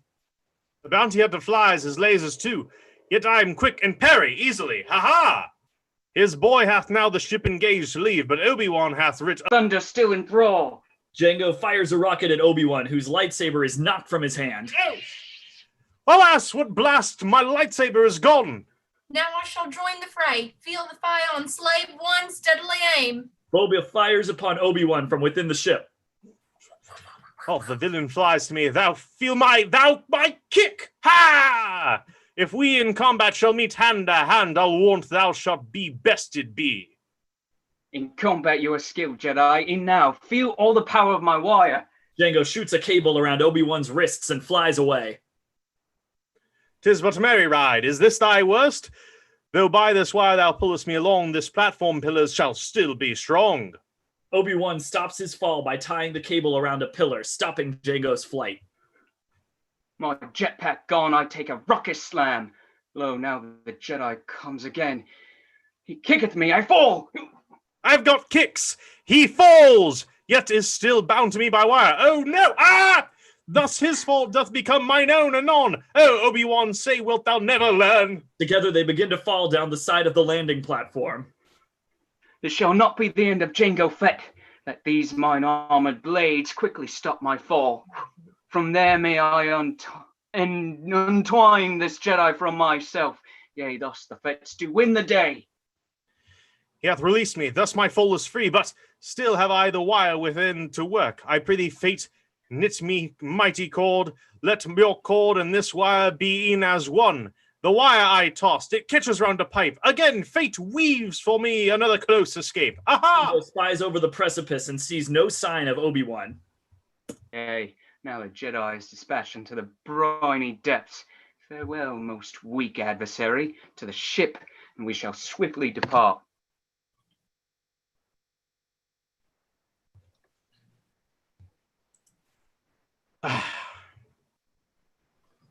Good.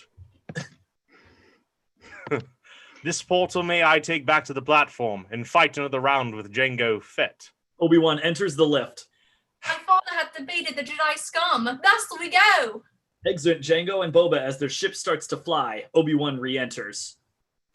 I'm too late to stop Jango Fett and render him unto the council wise. Yet by this keen device he may be mine.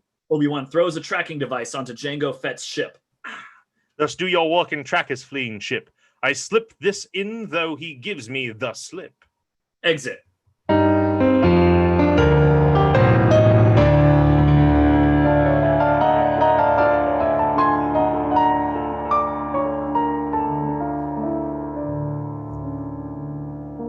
Scene 5. On the planet Tatooine. Enter Padmé, Anakin Skywalker, and R2-D2. Enter Watto severally. Oh, chat, Watto. Ding me chasel hope. Hey, Gabuda, eh? Lubana Biota. Nachuda Jedi. Robata. Nudu. He thinketh I have come to bring him grief, for thou he is not swift of wit. He knows the dress and tools that make a Jedi Knight. Now, to it. Me Bosha de Shmi Skywalker. 'Tis Annie? Little Annie? It is you! And most verily like a bud did sprout. A Jedi now, indeed. Mayhap you could give me persistence with some brigands vile who owe me money, eh? Show you Jedi strength? My mother is mine only purpose here. Indeed, you shmee. She's no longer mine, I sold her. Sold her? Years ago, 'twas done. Apologies, dear Annie, but so goes the straying. Business is business. I sold her to a moisture farmer, Lars, and thereupon I heard he married her. Sans not so harsh, but love may make it smooth. Just tell me where my mother may be found. This far, beyond Mos Eisley, I believe. I fain would know where. Absolutely, aye. Pray come, and I'll my chronicles review. Anakin and Watto walk aside. For this dear friend, this precious Anakin, my hearth doth worry with a troubled beat. He doth attempt to show an aspect strong, but in his visage doth his fear emerge, as though 'twere tattooed on his gallant face. And though he loves me, when he loves me not, chaos is come again. Such do I fear, for he is like a sail upon the wind, ere buffeted upon the rolling waves of his most tender and e'er-changing moods. Row steady, captain of my stormy heart. Let not thy rudder turn at every surge. Oh, would that some solace could provide unto this lady, tender, sweet, and true. Exit Watto as Anakin returns. There's not here, but farther on. Wilt thou go with me, gentle lady? Speak. I will and shall. Pray let us go anon and find the one thou earnestly dost seek. I pray thee, good R2, stay with the ship. This is a journey we shall make alone. Remain, and here our vessel strong equipped, that when 'tis done, we may from here be flown.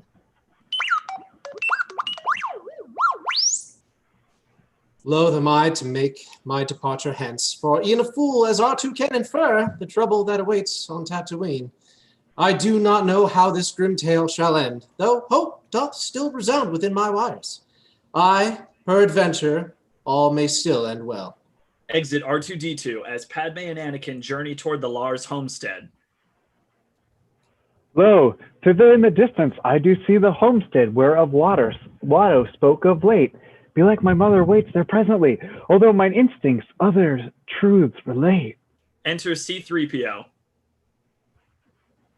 Hola, may I some honest service render? My name is called C-3PO. Oh, I've lost my page. Oh, 3PO? 'Tis thee? The Maker, even Master Anakin. I knew you would return to me one day, and Lady Padmé, my droidly troth. Fair greetings, 3PO.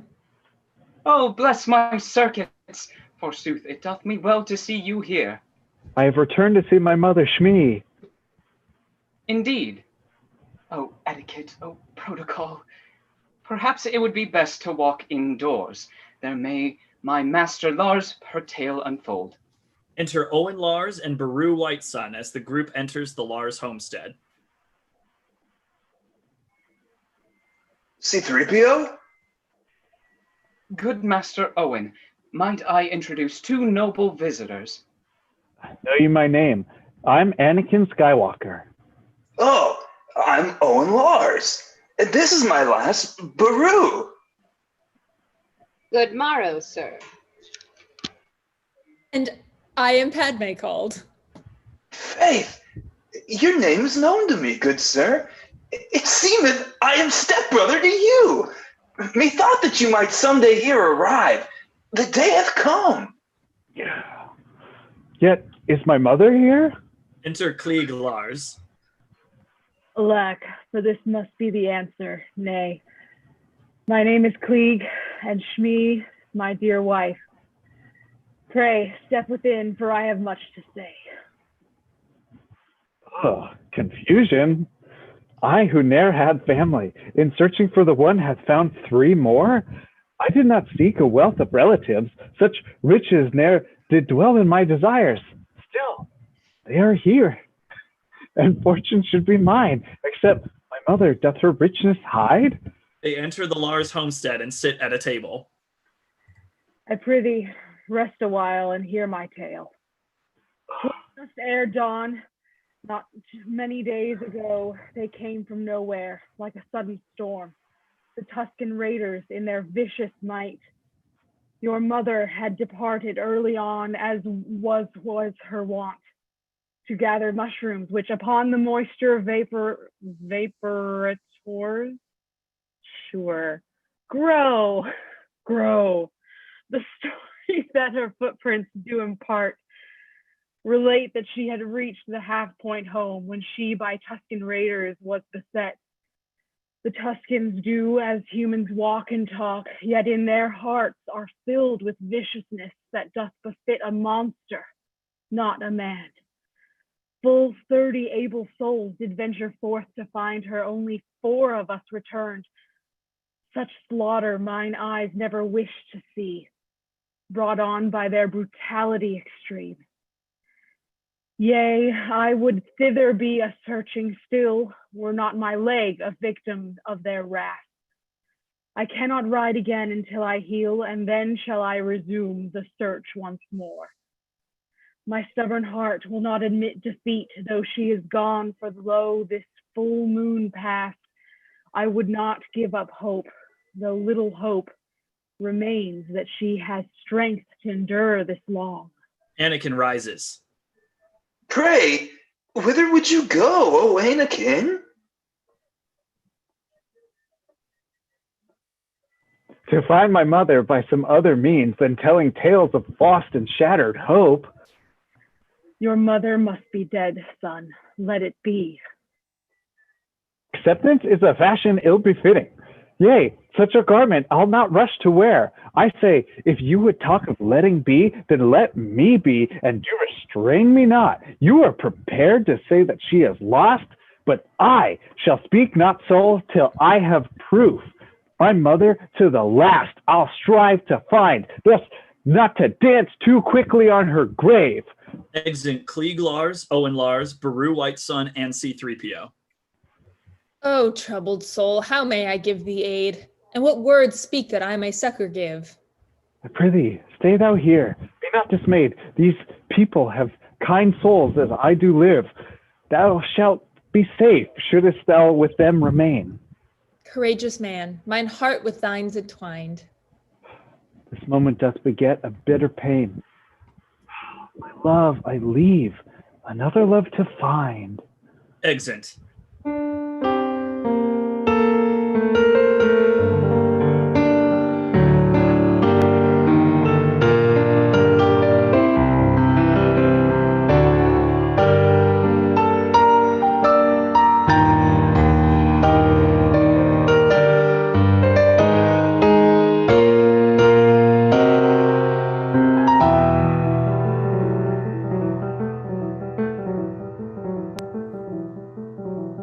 Scene 6, outer space, near the planet Geonosis. Bold Anakin doth search near and far, e'en as his mother groans on Tatooine. His sharp confusion, fear, and anger are old friends full welcome unto rumors seen. Let him in his despair at his young age deny the Jedi training that he knows. Thus spend his fury, satisfy his rage. His mother to defend by hearty blows. E'en thus doth rumor lead him to the edge, burn deep within the furnace of his mind. Thus, for love of mother, shall he pledge to maim and kill whomever he may find. The scene here doth return to Obi-Wan, led by a small device to distant shore. Ere he hath left, his mind shall wildly run, so rumor multiplies her whispers more. Come ye unto the scene, behold the Fetts, endeavor to destroy the Jedi Knight, for now Obi-Wan is caught within their nets. Enough of talk, bear witness to the fight. Enter Jango Fett and Boba Fett on balcony in ship. Enter Obi-Wan Kenobi and R4-P17 below, pursuing in Obi-Wan's ship. My father, behold, it seems we are being tracked. Lo, the knave's alive, and with trickery hath placed a homing beacon upon our hull. My son, be thou at ease, and take care. Unto the field of asteroids will fly, and there unfold surprises enow for him.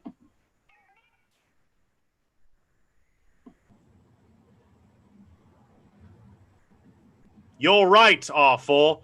The knave employeth seismic charges. I shall make swift maneuvers to survive.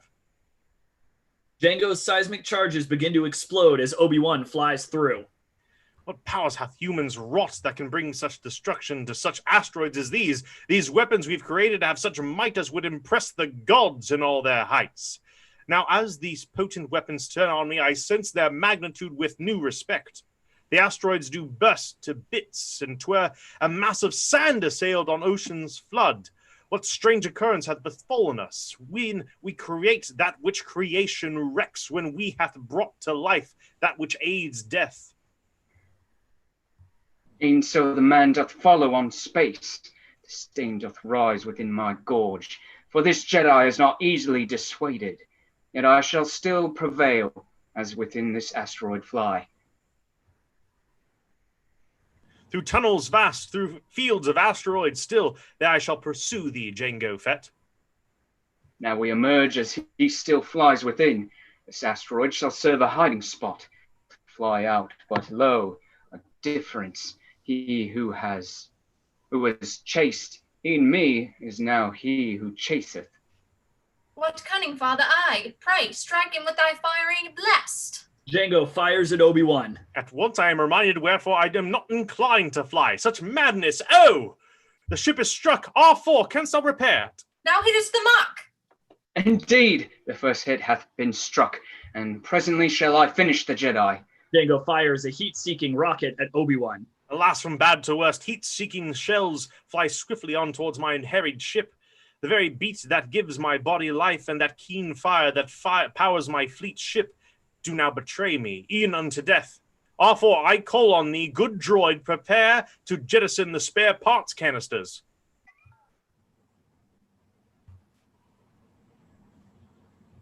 Good, I pray thee, send them forth in now. The spare parts are released and the rockets hit them, exploding upon contact. A blessed sight, eh, Boba? 'Tis so we shall not be troubled by his like again, I'll warrant.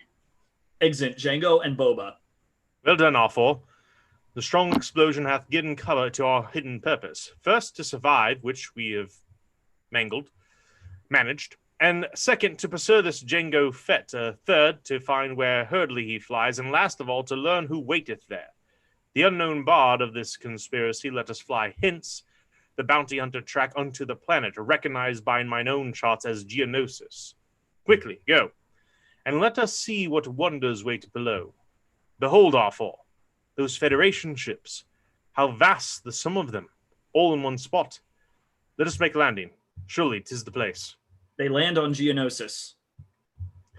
I pray thee, brave R4, stay with the ship. I shall conceal myself, and as I hide, the thing that we do shall seek may be revealed. Exit R4P17. Here in this hole of stone I shall be hid, with rocky walls full high and hard to climb, and the place death, considering who I am. Behold, what industry doth run within a factory for making battle droids. Whate'er the Federation hath designed, it seems this is the operation's base. But soft, I hear a group that comes anon. Obi-Wan hides behind an Aris. Enter Count Dooku, Newt Gunray, Dalte Dauphine, Wat Tambor, Shu Mai, San Hill, and other conspirators. The powerful commerce guide, together with the corporate alliance, must both be persuaded to the signatories to our treaty. Only thus our plans succeed. What of the senator from small Naboo? Hath our assassin executed her? I shall not sign your treaty, sir, until her head doth ornament my chamber desk. I shall fulfill my word, good viceroy, and deliver unto you the prize you seek.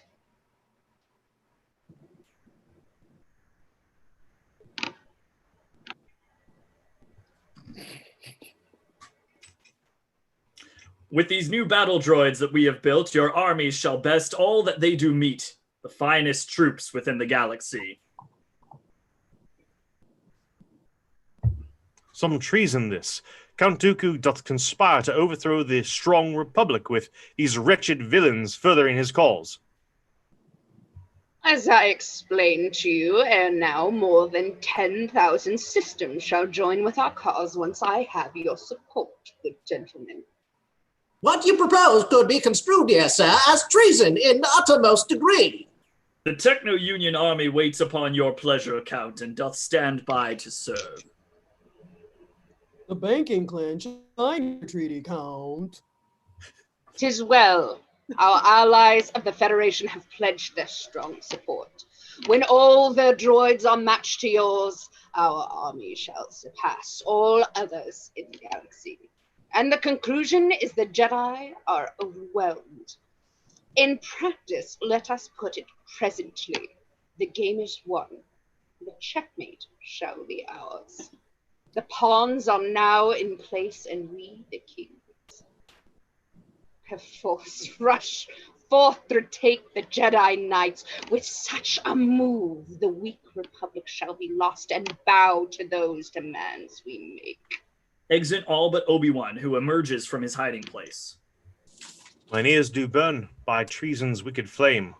A band of traitorous conspirators doth seek to bring the Republic to its knees, and in the doing rout the Jedi too.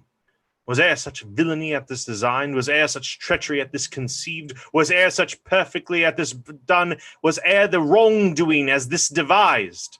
Conspiracy upon conspiracy doth grow such that I find myself amazed. Attempt on the senator's dear life turned to a bounty hunter's keen pursuit. This bounty hunter led to the cloner's art news of an army ordered for the Republic. From there the bounty hunter led once more unto the scene of greatest measure, a plot to overthrow all we hold dear, including in the Jedi Order too. With haste I must report this evil scheme, mayhap to save us from this vile regime.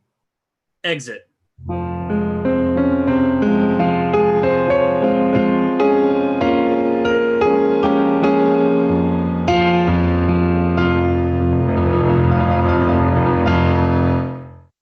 All right, and that is the end of part 1 of the Clone Army Attacketh. honestly, I didn't know what I expected from everybody, but you could see we were dying for so many of those. Like, I don't even know where to start with all the different costumes that you guys threw on. Llama. The llama itself, I think, killed us the most on that one. Llama Sue will forever be a llama. Yay, I'm a llama again! Especially with that amazing, creepy voice anyway, and the fact that the eyes kept blending in with the background. It was beautiful, but you guys are all fantastic. Thank you for making us laugh and having a good time. Thank you guys for tuning in. If you haven't already subscribed to the channel, please subscribe because we're going to continue with part 2 of the Clone Army Attacketh next Wednesday, August 26th at 7 p.m. Pacific Standard Time.